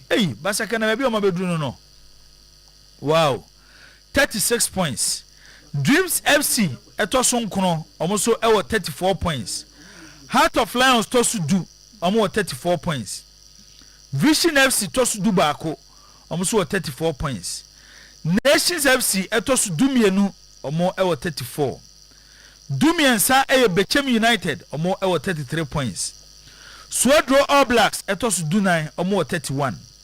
Brekum Chelsea etosu du num omo 31. Dunsia Hoho United omoso so ewo 30 points. Young Apostles etos dunson omo 30 points NFA 11 Wonders omo in the chatwo tos do enwotwe 18th position 10 points no more 26 games omo ewo 10 points. Hey asemi ya no odin o Captain Mamisha se mfemfiri ho na Results a PPM over the weekend. Incidents I would do see our Lake Centers. Most amount for sending me video say and so incident BC over sports stadium. Say nations player ba ko kwan of us ko tia Asante player so na enya asem ke 20 yenhwe and the messages amount for the abano ni nyina de benya daje na yahwe sa messages ni nyina even though but instead that some incident we are test at the blind side of the referee a quick and you know these are not obey say at say a obvious situation referee ignore so because I want to believe there's a referee and no game there's no way someone record and no game no Kotoko nations Kotoko complaining for bad officiating in previous games but if I'm not game to is anything to go by the commentator is here it wasn't officiating wasn't a problem as far as Kotoko is concerned. I wouldn't say the referee must and Kotoko but it wasn't a problem so where is the referee who wait pa me who so keep on the blind I know decided to say own show card so supporters no must both the referee and his assistants over TV a lot of things happen escape woman that's all the benefit of watching the playback and now wait me I can say the officer can but they only need that advantage not opportunity Captain so it was a game I think they go for nation supporters on tom as a and I want to believe that the management will not listen to almost one more game. Nations against Asante Kotoko. Previous 5 games, Omashe 3 Kotoko, Omabudu 2, Kotoko Shebi. So, game we're going to this game now. Asante Kotoko poised 1 to bring back that supporters no love na lose no. As against the history of that. And now. Me share game no at least first 10-15 minutes and I'm drawing my conclusion say I think a better deal for nations to have something in this game because one me believe in Razak same thing or one player okay na me the move for the Black Stars collab pa Oko great man is an aggressive type of a central defender and not game no best starting now I was watching a television station Kotoko squad na buy no coach number 4-2-3-1. They were questioning why Obo Amwa as a lone ranger up front Abra Kotoko Ebuhum. Many see that system is a defensive system. So I saw Yaprekon and Coach Eben and Yaprekon was questioning that decision. Why should Coach Prince ever bought Amwa a lone ranger as a striker up front? Because no or Peter Midu and this boy normally some register the second round was the name Johnson upon on the flanks and a regional middle then others behind him but say obia be critical that obia we game ni bia wo attest to the fact say Sekotoko since I'm returning to Asante Kotoko so about game it was not game no coach is not playing in many positions almost but up front with another one two players up front. In fact, Omo Bono on a wide on the rings, making sure the best tracking from the flanks. In fact, but Enwa, you could clearly see say both Oko Gripman and Razak same were struggling to contain him. Commentator was there, say be Amiboa, Ebi. Opekiboa now to use Razak Kamini no, a struggle. So Obegano, Obejibo no feeling some. Oko Gripman no almost a struggle. So I think sometimes you give the coaches the benefit of the doubt when they come out with a formation tactics and how they want to play out. So I have what Yaproko said on my mind. Because yes, at the point in time I seem to agree with him, say play Kroba and say shut down fire. But also Bono Lone Ranger Kotoko are they in for a win? This is a rhetorical question. But in about 15 minutes, may conclude with a no. I think that the coach has made a very good decision, and I think it worked for them. How no defense no a struggle no, and I must say Razak losing the form no. That is for sure. No more can I mean no, but me hear no I mean say the Razak that I knew no, and that Razak no, because Razak no some resemblance of Obi Tise Kotoko captain no Samba. The calculations for tackles, he hardly misses it. Obenyan right. The area superiority. One player that you cannot challenge him on that. And overall, how was he build the team no from the back? Or pick a ball, I was move with the ball, and then the sense of decision and that stuff. But all these things I miss it. I don't see it coming so go start some nations. Once I blame the coach, they should give that Kotoko respect. Say at least Kotoko yesterday was a difference than the Kotoko team. My problem with Kotoko is consistency has always been their problem. Okay, I will call baby and go stars. A couple game if you say they will continue and I'm gonna die. If you come so many win, you see the point. And I'm going young apostles. Oh, okay. I'm going to say, yes, apostles, yes. So if they can continue with this performance of the buyer, the league, nobody is saying is out of their reach. 24 points to fight for. 6 points in CPT. So they are in mathematically. We'll be able to really so Kotoko, Gold Stars, Mediama, Hasufu. Omina league will be able to me. Actually, but what that say, Omina consistent performance is a question in Yebusa. On the other hand, I told you on Saturday, some may expect to say league no solo basis because no means the Gold Stars home at the dance park, Gold Stars and I read Gold Stars. Yan endings on the lose points. So at the dance park, no means vision on 6 games unbeaten in 6 games. Not ending. I saw a very well disciplined vision side against Asante Kotoko. Kotoko, yeah, but they were not perturbed, they were not moved. And I knew that they were going to play the same type of football. One thing for sure, they said vision, so Gold Stars, how number to match vision and measure. But on the other hand, dance park, they are always strong at the dance park. So now coach, this is well disciplined team on no boy, and I think that they managed to get a slim score line and they don't have that top one. So I think the kudos to them. Now, they are not more penny from the onset. They knew say they want to get to the top. After they will manage games like an 8 matches and Akano. I am yet to see games Aka. How many home, how many away.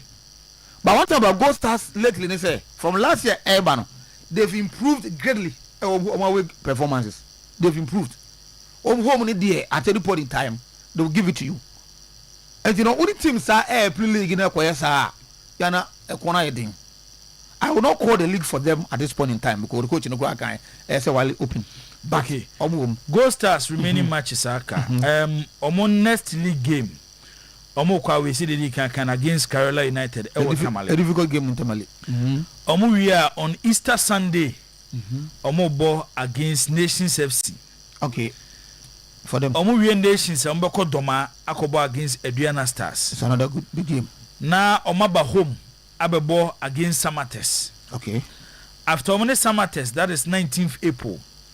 26th April, Ombeko Takwa Akobo against Mediema. Okay.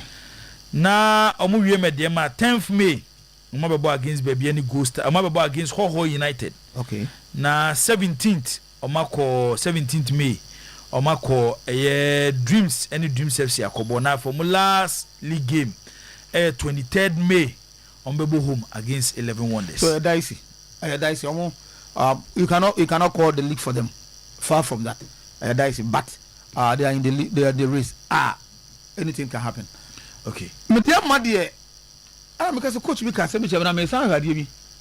coach na catch him, an experienced coach. That period, that period no. You move away from the period. Say if performance be the same. You see, Mediama after almost taking that 7-point gap. And will be a free say Nanka almost position maybe almost it looks like a league, it's a started calling for them, so they've been disappointing. At home and away.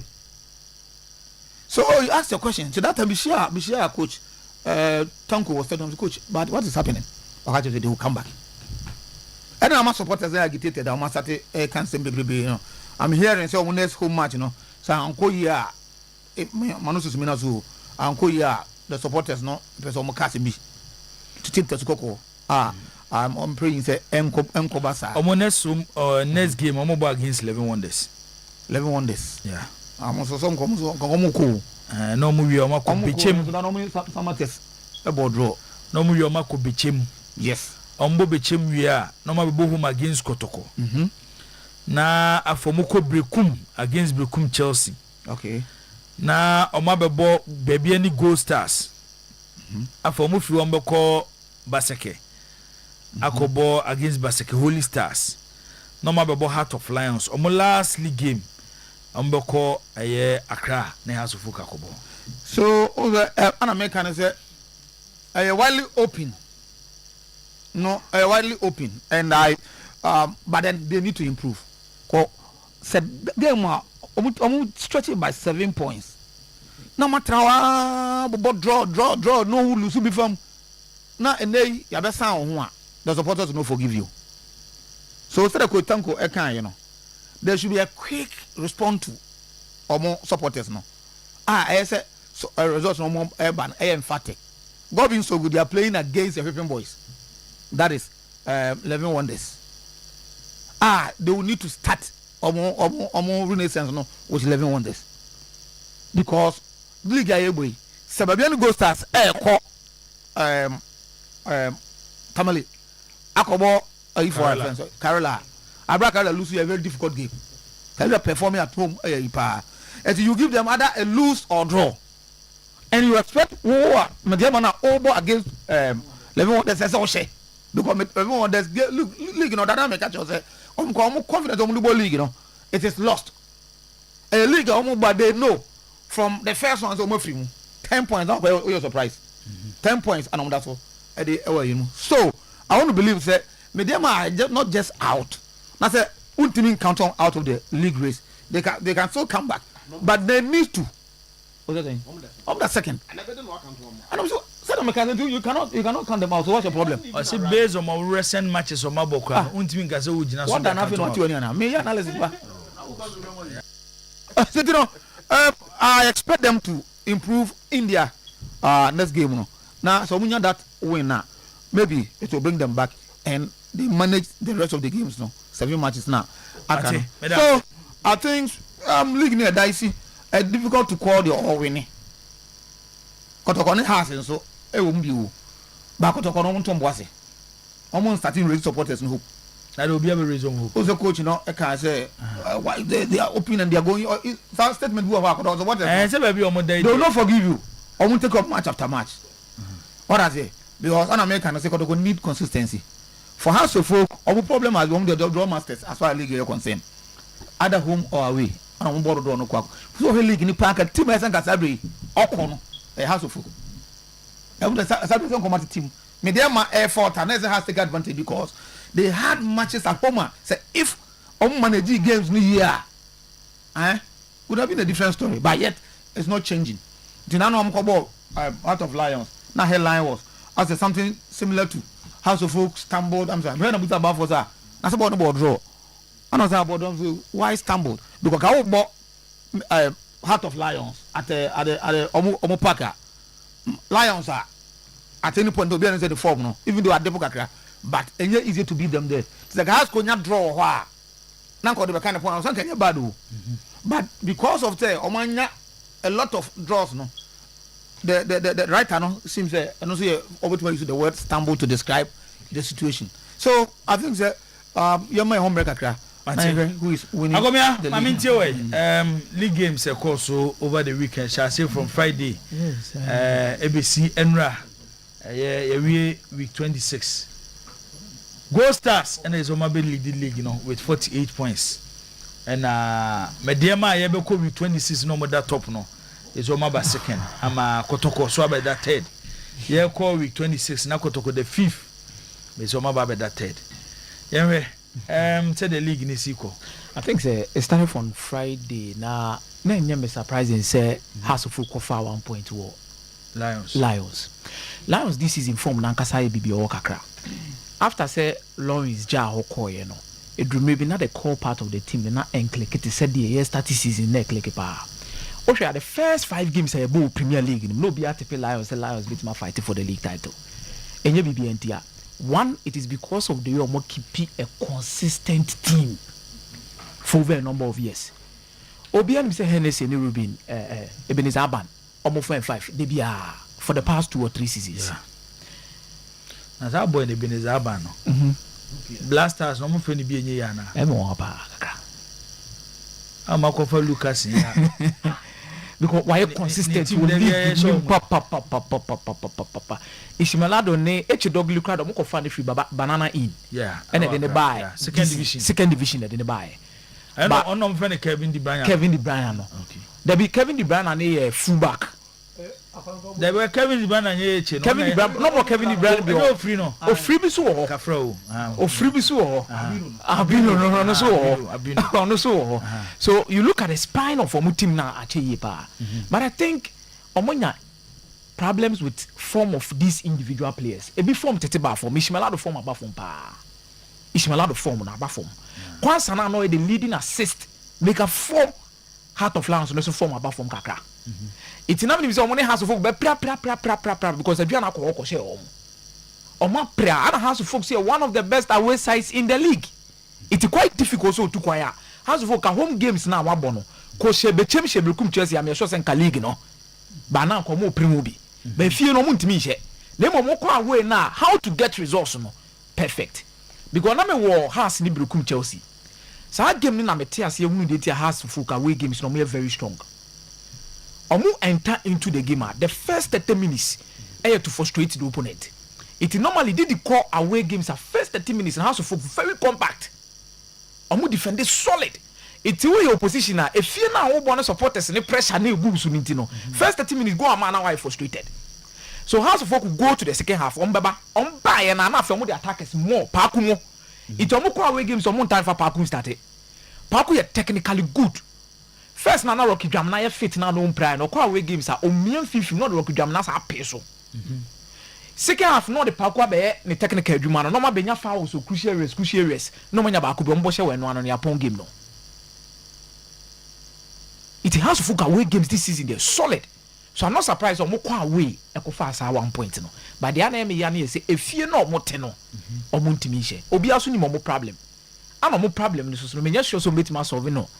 Transfer window we this year you ban from so obi am say house of any morning nye obi am say honing nye e honing the biggest issue Hamza Isa da so Hamza Isa and there of him this is improving player 2 seasons ago strikers are leading teams to win league Hamza Isa Nchirebi Prince Owusu no krom ko fa ne free baby any Gold Stars e de ne buy no hwe de oyema Gold Stars normally a league a boy home dominant league say strikers crazy go I was the fear no if you know some more it ye be we na striker bi agi goalking we league ni mu awo se ni goals do na efie na we kakra bi but when dey on shefie on san sha we asem no ba be say busa on say omo won in China so providing the do say na the man how many creative players are in the House of Folk team who say born na obo no dala onim chepa onim how to put fans on their feet beba productivity me no sure so we say you productive as a 10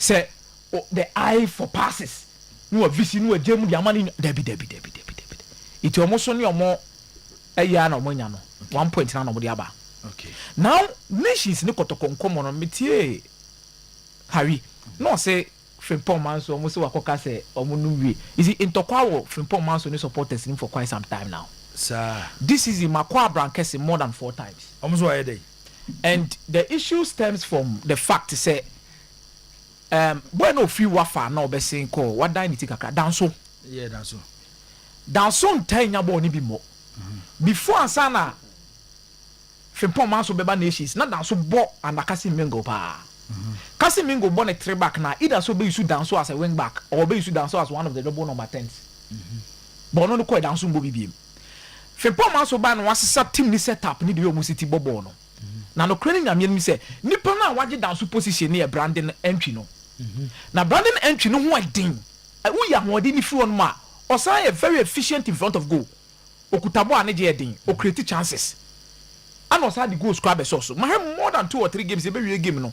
Senyo no na be man of the match. Nipa no be between the man of the match and then say be a goal no the share ya. Or dey in a free man of the match award nim. It's a many difficult say down so be. Tomo pe down so no. Supporters no so won say game no mu ye din bebrebe ni TV sha. Na ya hensa atonsu boy no.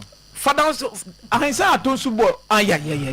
For no so be 10 na so.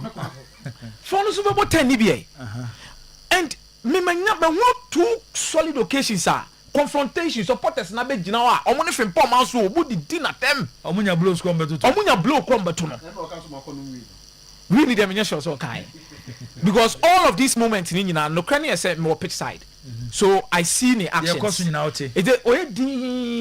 sometimes he doesn't talk the only way they be obey you say adwuma no munnim encheme ti munya me na me ye dey menyam adwuma iti a one no before na hye players mu na dia but I don't understand some of the supporters how they are reacting because Nations FC team mo building the last season and the kinds of points on team nya the last season for man so aya de hwe players on mojo mo kwan mo ko waja Prince Bedu kwan ma ne ko January last season no more starting the midfield Abdul Karim Obama has folk Isco Prince Bedu now the Ivan Safono aka sometimes Kevin Ampofo. But this season, what Abdul Karim Kwan, what Prince Bedu Kwan, and you want so more starting your face at Chawute, any Manuel Amo. But then they face at Chawute, I'm not sure what season you do, baby, on Suja Honor Yede. On the quiet trials by on the quiet trials by Timamu boy Ukrainian, say be at the end of the season, the likelihood say Razakson and because we high. Emmanuel Boahina no captain, on your issues be off the pitch, no Timmy Boni beam. It is different player and also modern baby fullback. Kwame Boache consistent their momo. And they no more also the partnership between Razak Sense and the Okwabiana stars. Osekufo yeah. I'm Osekufo Kwabiana. Ama Oko Grape Man Abede. Ababishim. So this is a squad that is still trying to find or move fit in terms of the way certain key players be a free team.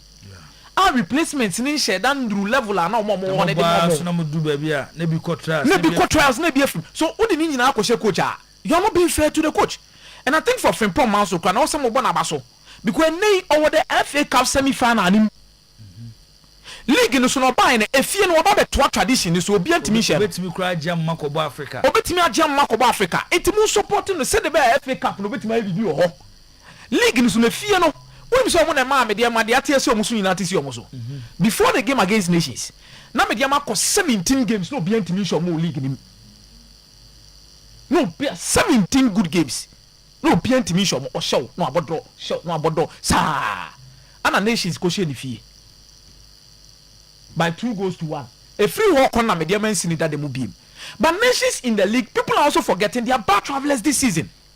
This season, we need only 1 away game. Omoko 11 wonders, Nakosha 11 wonders. The other 2 points are picking. I think against Bechem United. And Omoko one of the Brekum Chess will be no Musako for 1 point.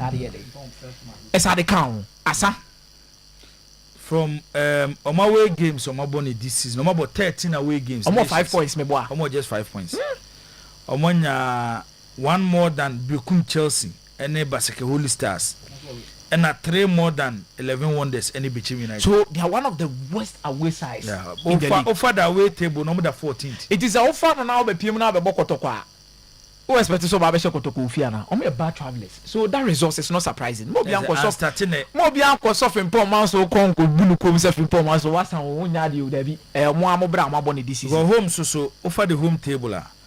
Nations that 6. Obia show mo home this season 29 points. Obia show mo home this season. Obia to come show mo home this season. One of the first go be o me dane no. Okay. O we no ma dane no. But for Mediama I think say omo picky at the wrong time in the league. Team bia no your faces of football league and your Man City come out. Untimi picky the whole of 34 games enye.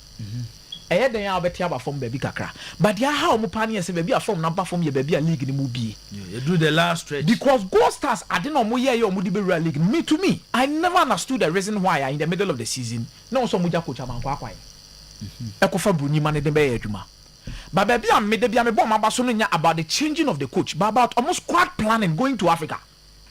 Players are go stars sign your money now. You Ghana Premier League players, not players you go to Africa. Players don't go back. Oh yes. So if Kotoko decides to go, oh say be ball Ghana, he be some ball Ghana because say be as a Kotoko decided so be Africa. Kotoko ntimi nkofa obi ti say Emmanuel Konto. Baby any go stars fan no say omo de ne ko Africa ne so be Kotoko form ko Africa. Supporters say kura koku be pai. Emmanuel Ejay ombetwa brutal. We ba try to the match no disrespect to the players that they have, but I think omo hwe omo ho nwene omo buo. Who say omo Champions League na omo nche wo ho. Anna, in the history of the Ghana Premier League in the last 10 years, only one club will pay. And the team Bull League na sa bo Confederations Cup na Continental Tournament was about the top 4 Kotoko. Very difficult. There 20 years ago ne deba. It is a the two senior Go Stars and Econ, difficult so balance the two. Okay, let me get a squad on meeting me compete. But compete or no brewa. Dream score ye would your tone. Mediama ko ye would your tone. It's almost squad plan was perfect. And I feel a boys no. Ehuso pejadeba. And omu top player, you starting league season na pra any inconsistency hano bele maba. Yeah. But I never put my pick. Me share Go Stars when you be akache me say even before that time that be fourth. Okache me so be league. Almost squad planning was top notch. I won't take it away from them. Omo go mo company no. I know your company. Asante Good Minds. Asante Good Minds for no. Omo say mileage omo nya time Go Stars go Africa no. Omo be nya every season be Go Stars go Africa. Squad no mo ye ne squad planning no mo ye ne there. It was top notch. And the ball ma league. And omo ye team so a omo fight so be show mo home. It is a home dominant league near bo. Your league na ye bo no. Games do abetima hye wo fie no. Ade e ha me de ma pa no. Mediama Kababi or the one of the best home sides in the league. Can you questionable? Yeah. You see, the last 8 games to be played in the league. Go Stars Beko Karela. Yeah. Go Stars Beko Dreams. Go Stars Beko Mediama. No Akwa Adriana. These are 12 games in terms of away games for Go Stars. Yeah. Otimi pick 1 win and 1 draw. Trust you me, Go Stars will win the league. So Otimi pick 1 win. I pick 1 draw because I went to Abiana. There's a way we have 4 points. Oh, you have 4 points. The timing of the fixtures no. And as I have 4 points, we may be also Nyano. Karela game lady 50-50 because Karela losing the deba. Abiana game no, very very difficult. But Abiana form no yes sir. This is in teams are quite Abiana offer results no. Go Stars beat Marco Akofo Abiana na yi. Ebe yi pa. Omo pick 1 point no ho a enhame. Then omone mediama no sa game no because on mediama na April league no no match otakwa e ho 3 points and e ho 1 point aduana na mediama game no emu bia ba ko bi obenya 3 nya 1 wa ha ebenya 3 wa ha nya 1 wa ha bia the league no waje. Okay, onyanya sa points 4 points from aduana mediama game waje. Me dreams game no crowd e be last but 1 game but no ma relax was that game but sa points na make no e aduana ene mediama game no very onyanya some points now for Kotoko. I think they will be heavy loaded in their head that no, there's an opportunity we can push on and push on for the league. But there are 2 games I'm not in a crew my I'm on team league. Vision Ibrukum Chelsea game no. Vision Ibrukum Chelsea. I Kotoko share Azanka Kotoko by now come be a 46 crowd that second or more 2 points adrift. Ana Kotoko Sunanko ne mediama will game ball away. Ana Go Stars they no be trust say at least obi bobo biama obi ti say hwan obi ti say Karela obi ti say bia Adriana betima bobiama obi ti say mediama betima bobiama but why it from the table no chese say Go Stars and they at the top of the league because of home performance. Yes, 13 games 35 points. Kawasan Komunya 39 points. Kodoko so with 13 games and 26 points. Kodoko lusu Sanke was 39. Surprisingly, has of home table now, almost 17. Internal league in India, no matter. Joma lose 20, almost 18 points to 17 points. That's why you home resource. Because league na ye bono, a home dominant league. We all know this. It is a fear no to me, sha. When you go to away, no. ebe bo ama ade akwa akwa league Adriana kra na surprising because I was feeling say komo so betima compete well but omo project now mo see much more focus on the FA Cup omo say FA Cup near realistic chance for them to win a trophy than the league and a pressure ni omo so bebre say afi we ba hu ko kruku omo ni league ase also hu ase ho ne de ba ko bedi kan ko 11 wonders omo majo but for coach Samuel Boadu you see ono so suffer a little bit of issues within the squad no so kakra Kulu Vincent Kulu Sorutu Badori I think there's one other player who can bomb for trial edru baby ana season no Sorutu Badori ne Kulu nyina to kwa trials ọmụ mienu nyina tu kwan sɛ ɔmɔkɔ trials o wee kɔɔ yɛ ɔba 1 week na ɔba yɛ na Kulu so yɛ de ɛkɔɔ no consistency for their upfront ọmụ kɔfa asɛ dura na ɔwɔ Samatex no tin rasta kakra no Samatex last season onya AC akra mo be ne Sergio Kumasi ya baabi sa na ɔmụ kɔkɔ back ɔkɔɔ no ɔno so consistency goals ne mba ɔno so nya problem because August ne Japan na ɔbɔkɔtɔkɔ 2 no almost a crew on the two watching will be obi about coaching so young funny more. August in Japan.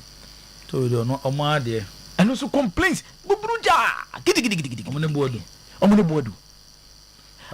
Oh, Premier League. I'm not for this. No, I'll try and get the name for you. Omoko far. Some other guy be the free. Adriana the neighbor. That guy's story is beautiful. Oh yeah, fool.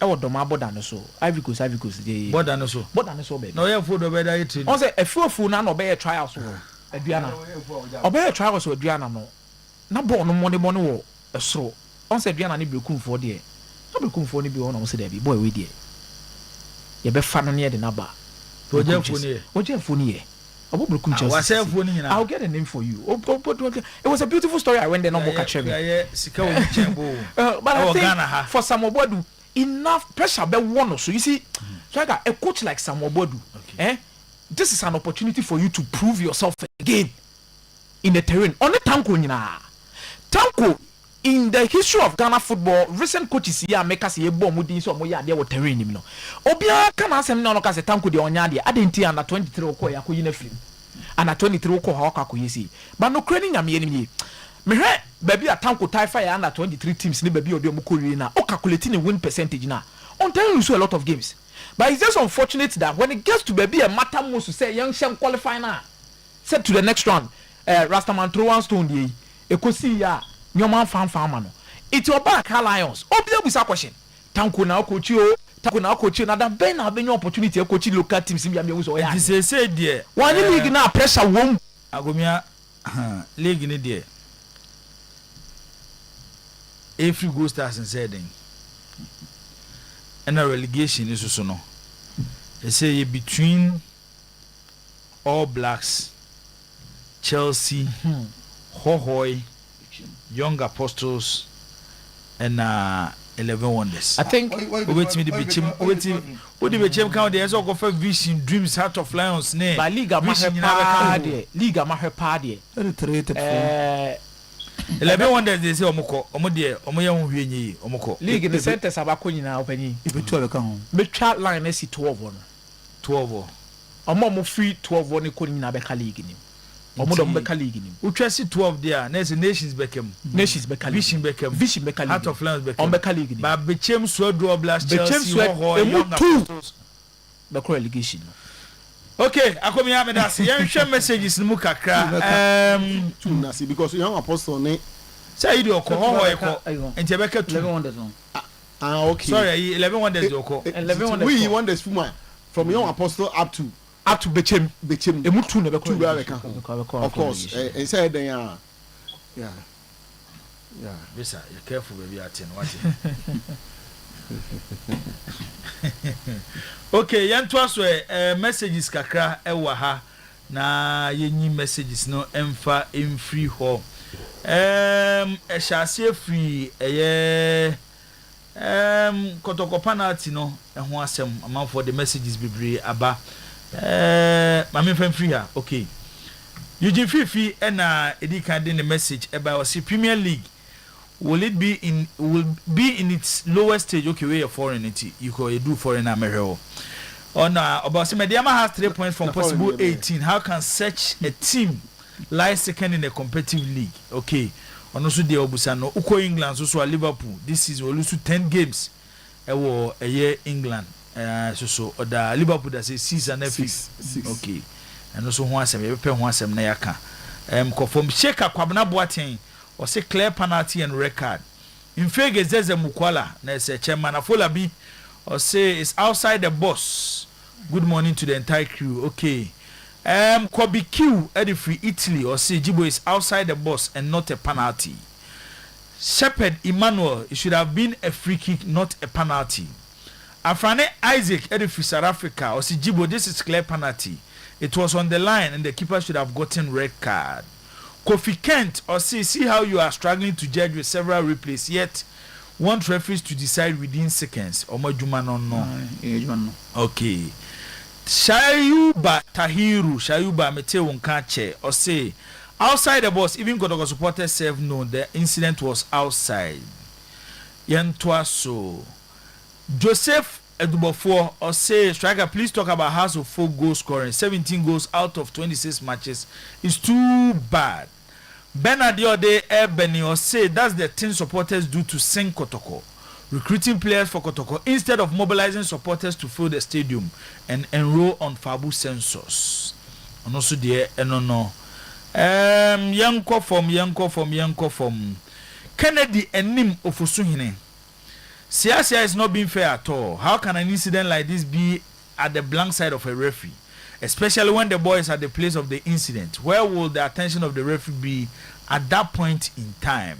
And no, also the other abanono.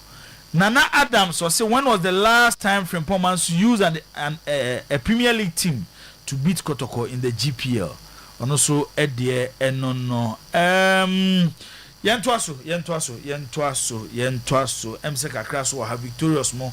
Almost the beef fair for her. One kind of message is here pe ubepino. Obuhuane say Ojina hocho. Washa say fro kana adwene kyerɛ. Razak so chia mo nyina. Razak na o the message bi aba message we the Razak just say wa fa ka ba na me ni Razak na wa uni Razak na obeka sa asem na pese o kana ono o shi kan menka de on kan message ana wa yo o mama no kwan so no amra so we tan one do on to me do and do the come o na so no use moto ono o se no sibi ni mukum ase no o use moto ka so dem mo fa this sala o na oni so this sala no dem message ba na se ma se na no se o do aya wo di sala kwan me so no antwi ni moto no fa this so be ka kire se o sala no ya argument who blame o rule so no one should blame the referee for awarding this as a penalty. The referee didn't have the benefit of watching a replay. If he had, I believe he would have changed his decision. And no, ayura there our day abba and no. My name is Kruma, so your Tottenham supporters be brisao. Let the amount for come margin no. And also ewa say Mame Victorious Collins and na okay, Victorious. And then the other in China by Elekemoko. And the other twice no so yate yedasi bebre nyame inshallah why Jamfa Idrisu I say don't rule Kotoko out of the league. I'm watching you live from UK. Keep up the good work. Okay, Jamfa yedasi Nana Matafuahne Baladi or say House of Folk players has disappointed us pa okay and also a or day abba and no Babo say Yamfa kakra bi nwura amonona fe me bi lines ni meti for yebre ne ya so ano so okay agomia I mean till weekend is so kakra ko so si Ghana Premier League ni ma Tottenham Hotspur is it them say relegation ya chiwo ma ne sa ama oze go to do so no akata juma no ntimi nye na okọ no post match ko anko but I think later on a Daily Mail report say owie match na na catch ne say ni papa afrim. So I think say that was the report. And I'm sitting I'm using Daily Mail as the source. Still I'm quoting source in the trail. Because at home not home. I'm quoting source in the trail. Chelsea also Everton. Oh, money must say. Borrow heavy. Pa. Now we are surprised Chelsea. Let us know the man man. Chelsea man not so channel because we no coaching proof. No assistant to Rooney. How crowded we limit him away or I say from Hull City and that stuff till the contest will come to why they give it the contest will come to the kind of project the new owners of Chelsea are doing. So what is the project when you Roman Abramovich Chelsea now your question is say a coach is a Roman Abramovich afa when you are say party now we dey coordinate which is true but I told Bolia Okofa Graham Potter then a chairperson was a Graham Potter won't mean failure. No, Graham Potter coming in now over man or he better know that was the team of cheating make Brighton. And that Brighton team now was Strasbourg. You know, what's that? This we compared for a Premier League for a long Premier League Graham Potter a long Premier League. Not Strasbourg team qualify for European competition. I'm talking about the Premier League. Omoya one of the most exciting side. I get you, but I'm talking about the Premier League. What I say, Potter they now the man that you know. I was saying, in fact, Chelsea man bigger than him. Maybe on better say I'm not fine, but then. But there's a break in the clause. Say a dream maybe not performances in Nkuya. Chelsea can part ways with him. Because they are quite oh, but for Chelsea's results this week, I mean, and surprising me because caught up against an Everton team, David Moyes. This is one of the best defensive sides in the league. Yeah, almost shared them. But teams on my show, we have minutes on Mutari show. But no zap, but we them no. Uncle Batima, on train Batima no could be. No, so we could be. Shall be over far more. It's also they're even closer to getting European sports. Because of how consistent they've been in terms of results. And our teams now, my team are showing money in an show in the latter part of the 85th minute of a week. Manchester United the same kind of minutes in the dream on the show. But on Chelsea train, the Italian makers and one is Chelsea difference. You see, Enzo Maresca, no, you're right. Sir, or requested for centre backs are more top notch to come and help Chelsea team. There's a certain profile now Levi, the match Chelsea. Omunibi, Levi left-footed, very aggressive. Anna beating the first phase of team Bia press. Levi solid. For example, BTC Lisandro Martinez on Wabibri on your but Okasi MBT presser because of the ability to pass. It's young PSG. Young PSG need Chelsea so fine and no mobile club World Cup no. USA. Now the Levi yes I give him. They no better na say. But only free work and only any abrace open profile it is our so experience. Chelsea penny for them. Now for fun at the NA Chaloba mono. Yeah, for more just in new stage be our dream or say on with my Chelsea no more champions. Just a champion crab it my boss. Hey. Sounds woman.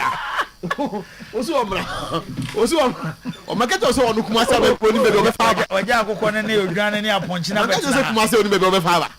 No kuma sa. Ago be de ye na ewie. Yeah, City so e partnership Arsenal. I think for Guardiola he wanted to make a statement. Yeah, for see we had the body language on the touchline. Time our first goal no crab by now. Teams will be our mini Arsenal. I have only one thing to tell Arsenal. Say I didn't see it doesn't define their season. Omo tenase masade we bubu omo na league no 9 points no mo ma bibi timisia then na minim dey how omo. I think it was a bad Arsenal performance because also. You have an FA Cup to play for. You have Champions League in there. Me this season no new team na be the Champions League ni to omo form won to nchen. Omo tru omo din twam. No new team will win the Champions League. Arsenal Timinye.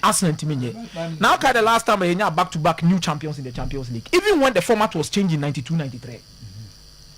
It did not happen. Marseille J and Antoine Mobia. Bibia betimi asesa. Kanena ba okra echi ekura. Ezi okra hu ekura no dwane. Well, mo trust mo de Madrid for na bello mo ye de ba. Me nkasa. It is striker for Arsenal I think for the league omunsum. No more money na FA Cup no so more no sanye day. And so I think if this is you finish with the league and you finish with an FA Cup, it is not bad. And you're worse off. And these are two prestigious trophies I bet me don't say Subo. And there's a lot of complaint about their mentality. This doesn't define the Arsenal team. Me I've said it time and time and again. This season they've proven themselves at one area, league omonye FA Cup omonye. Guardiola no person in Guasi bi abekano. But you see how Guardiola set up the team to face Arsenal. Watch out, DBO. Ne 4-2-4 press no. Echere ya dia ba ko say Arsenal centre backs too. Whenever Arsenal is trying to build up, don't press them. Take 4 now because Arsenal builds with a 2-4. It is our 4 now. Mumujina 2 centre backs and then will be a train pass. Block the passing lanes to them. That is all. On the ball long, they will go long. They will go long. In the next season, I'm Simon and Co. Where? Zubimendi no. Man and Co. Oh, are they? One game. They are Arsenal and on say Adeba Kwa. I am a footballer mixing the say. One season, Ubetime we need trophy. But now side no crowd you good. Share Arsenal last season, now Arsenal this season. Arsenal last season team no better than Arsenal this season team. They are coming here because last season Arsenal to me pass free a tree. Shomoni City in the league because they had Thomas Partey. Yes, I give that is one of the best games I've had. But difficulty in agreeing with what can I say? This is a national team at this point in time. Look at where they are in the league. In the league, almost top 8. One in the Champions League, they are the best performance in as far as Champions League are concerned. Omabo about final, right? In the Africa, where are they? Quarter final. So they are also doing well. So I don't know one game. One game, one bad day in office. And you want to judge because Zumendi and them, no, they have been. But they have not been part of this. And Arsenal Manchester United. Arsenal Manchester United. Arsenal Liverpool. But put all together. Even Arsenal against West Ham. Aggregate them, put me now together. Now baby, Arsenal performances this year where they are. So what do you say? I don't know. Make a say. You can have an excellent season, but we own your trophy. No, that's just yeah. He was not working. How have we array games this season? No. Anytime be a party be games is anytime I'll take it was against teams like but you have that in 2 cup matches. The boy no in the boy in the contest say or under him. Why? I just feel why? And Ateta na je waji captain of your first Guardiola as far as yes FA Cup and in the third one community shield. What is here? He was built on winning and don't forget he's losing the league too. I understand where he's out of the Champions League. Enra or something to fortify Enra had a far Rodri. Enra the influence in the game. No one for Zubimendi. Influence in the game. For Zubimendi, what can say in the coin and they don't want them in it. Like I haven't seen because unya quality team they all build there you need a quality squad. And one thing I said no but I think if Arsenal wants to compete they need somebody model like Thomas Partey. Quality ni was one at say Rodri. So Matthew almost said they will still start to build up unya obi amefo de bia possible. And that is a declared by third centre back. Oba no abeshim no one nemu no asako but I think for Guardiola when no psychologically he wanted to tell Ateta say no eduma no unim die no na so na nemu born na ye born who play with Ryan Cheki Guardiola meaning reason why about 2 games are not natural. Some mistaken okoye first leg against Real Madrid was Santiago Bernabeu oko bench Ryan Cheki wa mana start this game no. Now look at the technical brilliance or the bre Manchester City team no and the ability to create spaces and cross a lot of chances. And it is a big issue. And even the return leg number start, you could see how our City started. Yeah. Until say red card ne buy, Bernardo Silva then in Sako you say, "Am I pressure ne buy?" But Sheikh ball now all born there. I think Guardiola dra. But we had there an important piece because no general was with you. Oh yes. Oh general no security sir. But you see, only am for buy say La Liga big games, any Premier League big games, you know. Premier League big games are not boring the Mawana. Yes, especially this season. We're going now here Atletico Real Madrid game now. The level of play no was to be Premier League, Premier League, you know, we see that year pioneer can once. As a more the Premier League never run for. And now Real Madrid now Atletico Madrid game no a Champions League final. And aside that, the car 14 and Inter. 14 and Inter, no? Yeah, 1-1. Yeah. And also, let's say. Same. 1-1 pool. Yeah. Same. Fagioli. Me also share AC Milan weekend when Torino. Yeah. I think the Premier League is becoming too rigid. Like they're becoming too much focused on as for more younger players now looking more robotic. Yes. It is giving them results agreed. Obiano unyachine kwan bia be fa so ade be win game bia fa win game and obiano nko. But the different topic I can only say more I say the whole league ni na obia ya manoma too robotic kakra. Also the who obia in the Premier League beti maka say we dey stylish. Like match where you boy. Is a be United book game na 3-3 4-4. No more BM, no be a Bobby Fan, no be a Bobby Fan, and no be aside that no. I don't think you are getting it no because it's a Bruno Fernandes a real season way. Near kasi any player of the season. Na kasi for Bruno is one ma. Obi abeka cho say yes. He deserves to be in the conversation. Season ni na. Yes, he deserves to be in the as na ne Omugebro. He also deserves to be in the conversation. Now we ask na team na one abet ma picking individually say one player and the next one be say assume say na obenti one Gabriel. Say is it this season? So I can say Gabriel. Gabriel may say Arsenal games between November and October. Arsenal to me replace we need games keep clean sheet in certain games. Now pick Bruno. And you come back to when Bruno injury change from Manchester United. But when Bruno so boss number 8, not to say. Bruno boss number 8 before that we have 6 assists. And Sakra na dia can the babe to us. And Bruno was the life oil of the double pivot. O jama ti say. Se bibia boko de. Oh. Bibia de ntimi nya boko. Waja akoko ne yi no aba aba. Bibia de say ntimi nya boko sa. Ani ntimi nya boko. But especially the entire nipa mensa medimeni asi o so pa eyewo. Ana me wo kono mi. So do oni asie so. Because do oni asie obi so da no mi ne pa o. Emre bi atwem. Ginger. Is it easy? Say Western's air happen work the comedy.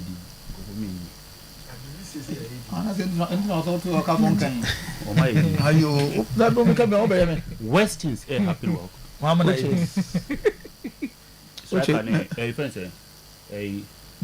Danger no offer. And I also support. Oh, they miss Macau. Yes, striker. Now I will try to one fan. Can't make one come on. What is that? Are you serious? So seconds on some nana. Seconds are so many. Seconds on the problem. The current IMC and problem the last 3 years. I know the worst ever. Management to me all my lifetime. I didn't know my worst. The number of Sika Eura Edia Shas and Tokotokomu. The BC that me whom Peter. Uncle the Shagana economy crank, Ghana economy. Skabe say over 8 million Ghana cedis. 80 billion. 80 billion. Old Ghana cedi. Yes. Over. 3 years. 3 years. Over 8. In player purchasing keke. That is in player purchasing keke. And we player keke. Player purchasing keke. And Kaya and my player purchasing keke. I said sponsorship so be about transfer of players so. Say sponsorship say.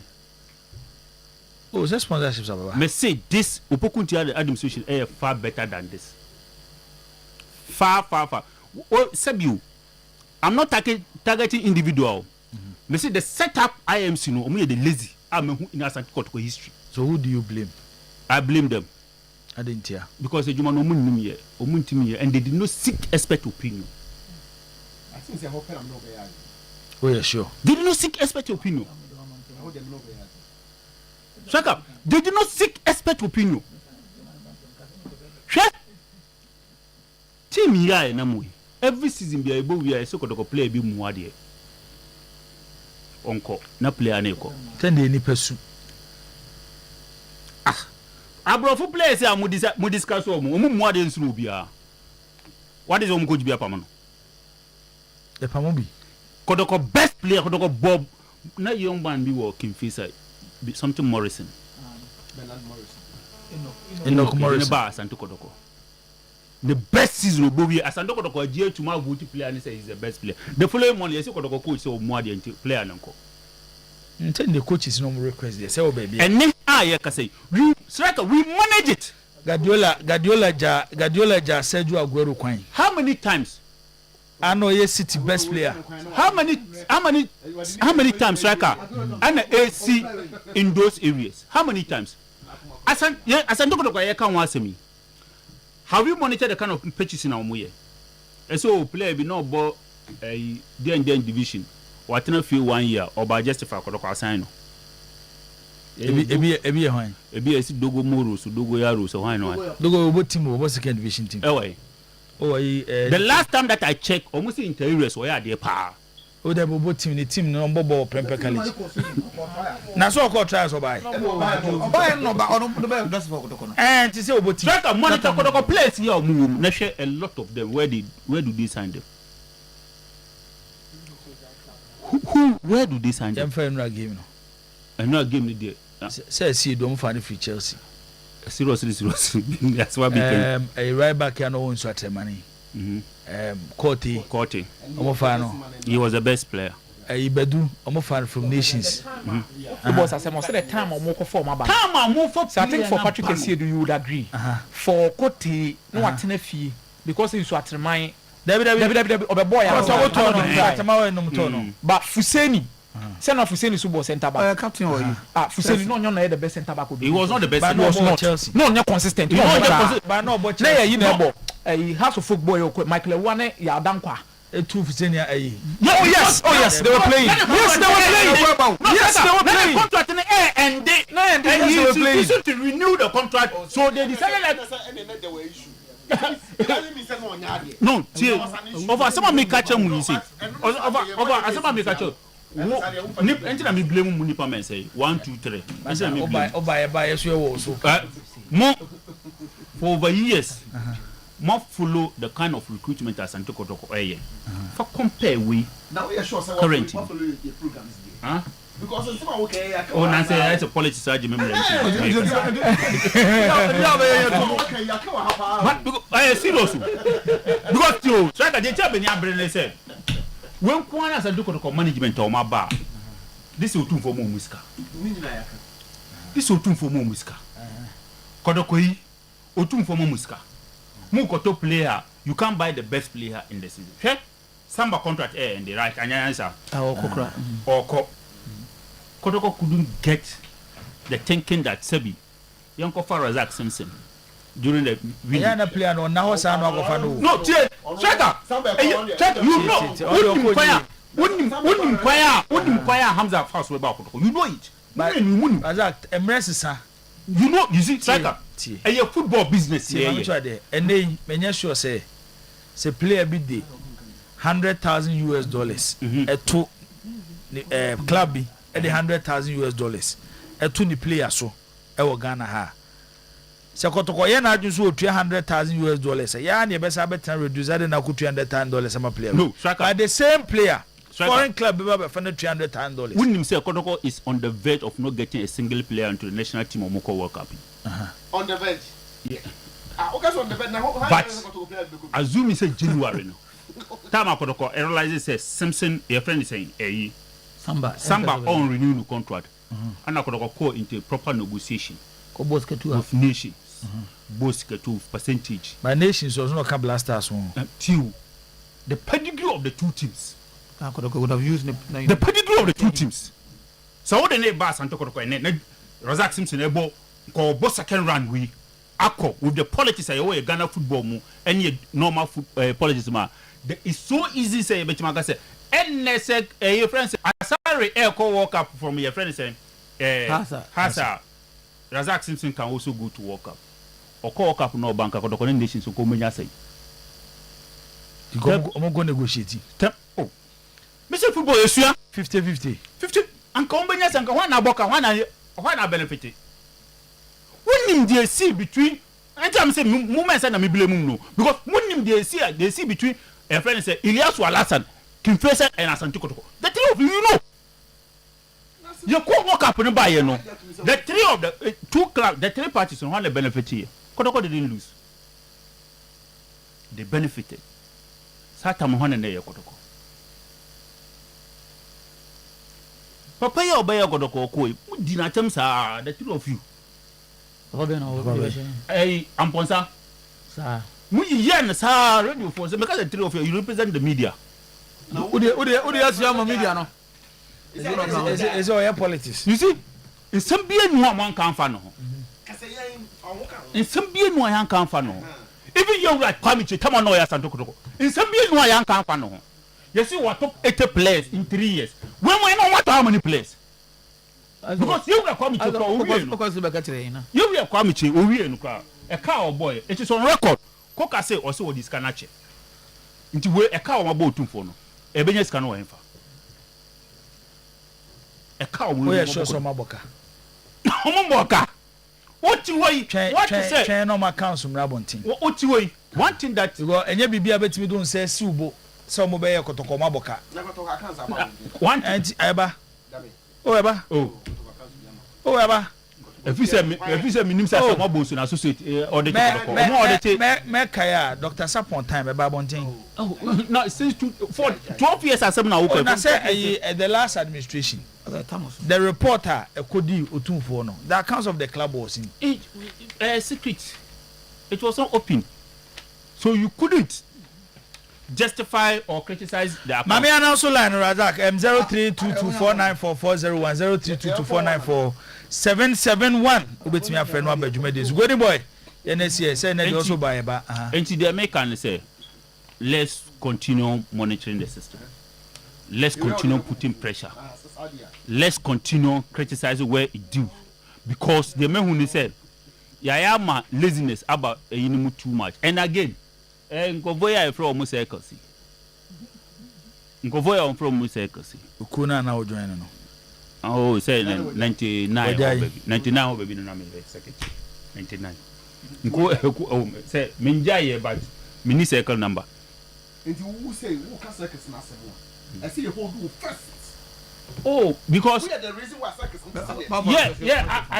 I partially agree with you, because the regional circles chairman and the national circles chairman is also on national or global.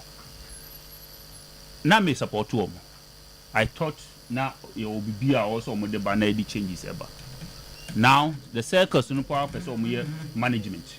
Every circle member be a person a member of the management. Every circle member a person a member of the management. And will create confusion among themselves. And will be a power. Aje. A juma ya yesi into aka. A juma ya into aka. Opesa oji eta okonchi na ori ede. Or the Bokotoko. Or the or some striker obia esumo. Circle leadership no omo ko stadium. Circle leader bia ba ko nipa 5 timi di ne che close stadium free. Oti okra to bi oyi bitin ba eba bisa say unu obi obo pese oba me your friend is compliment na me for man na ofambra omba na so omo catch me say me twantro so ntu obi aso me tipa sa bodin ai wan me wo say me ntum but me tipa sa bodin ka say usro o me means usro ada usro se me cry me be say President Krama kase charo already so usro untimi nyetwi oh say oh your president me madam for Alex Asante Regional Circle Cham otimba be catch up o Razak me compliment o me ma obi na ko fo bi brother Alex me madam for Alex. You compliment na all ma obi no why boni oh minji ndi say o say compliment those who am for botum no mo di che 0322494401 0322494771 udin baby akase finado asma to aso. Yeah, Eugene Adu Poku. Hello? Eugene Adu Poku. Now, why you? Eugene Adu Poku. Why you? Eugene Michelle, you so. You. The one I become quite co. Okay. Twaso, dear Twaso. Swagger. Yeah, what MPP National Coordinator. Who's your papa? Ashanti Region Coordinator. Nasara Organizer. Okay. Okay.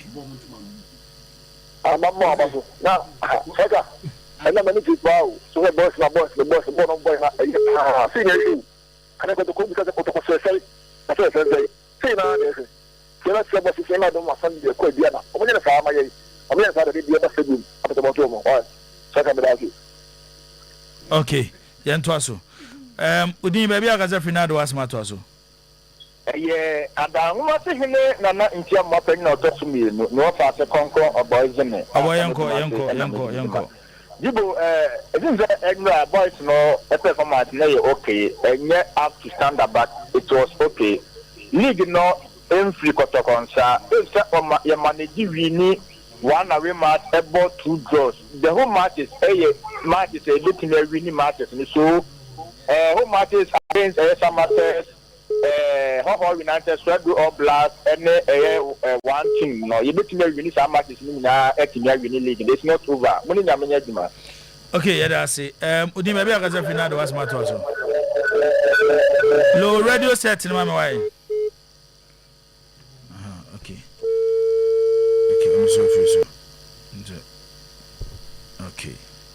Lines in it. Offer now, brother, for chair. Try baba. Why? Okay. Number 1 minute.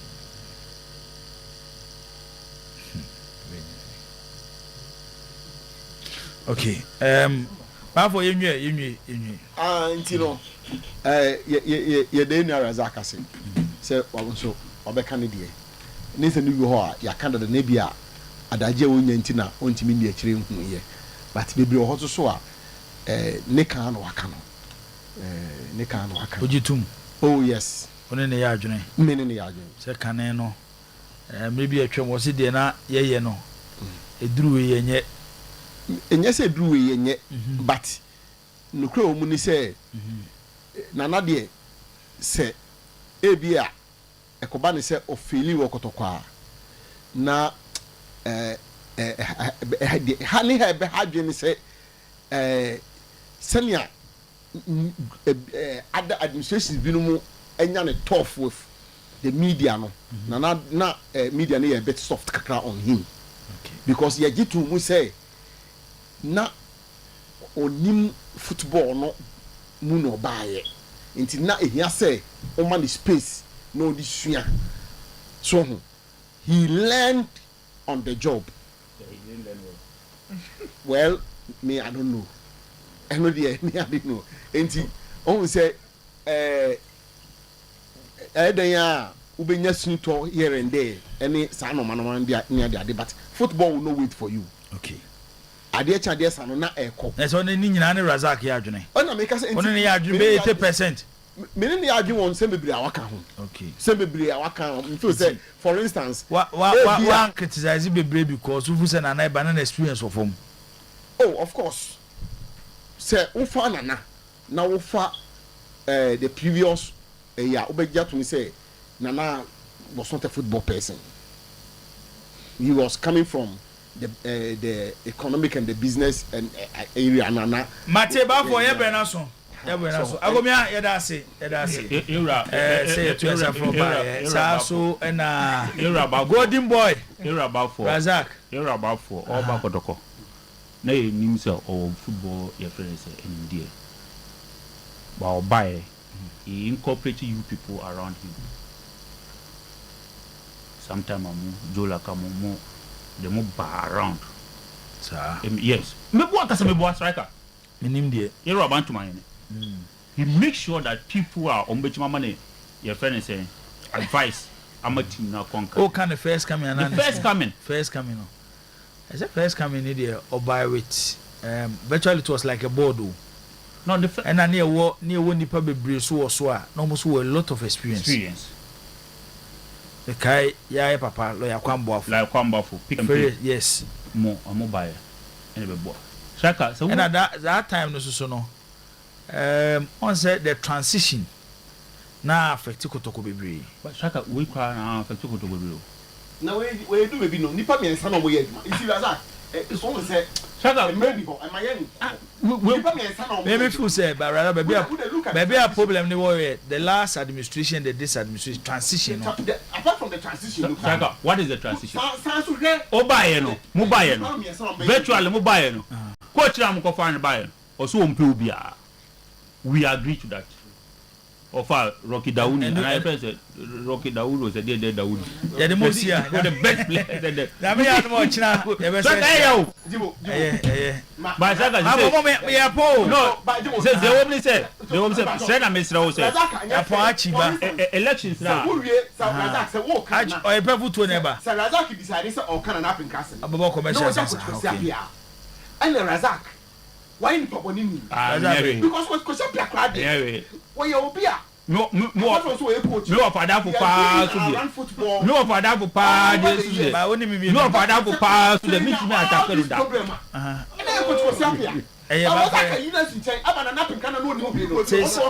say o doctors at the report kasa bu microphone man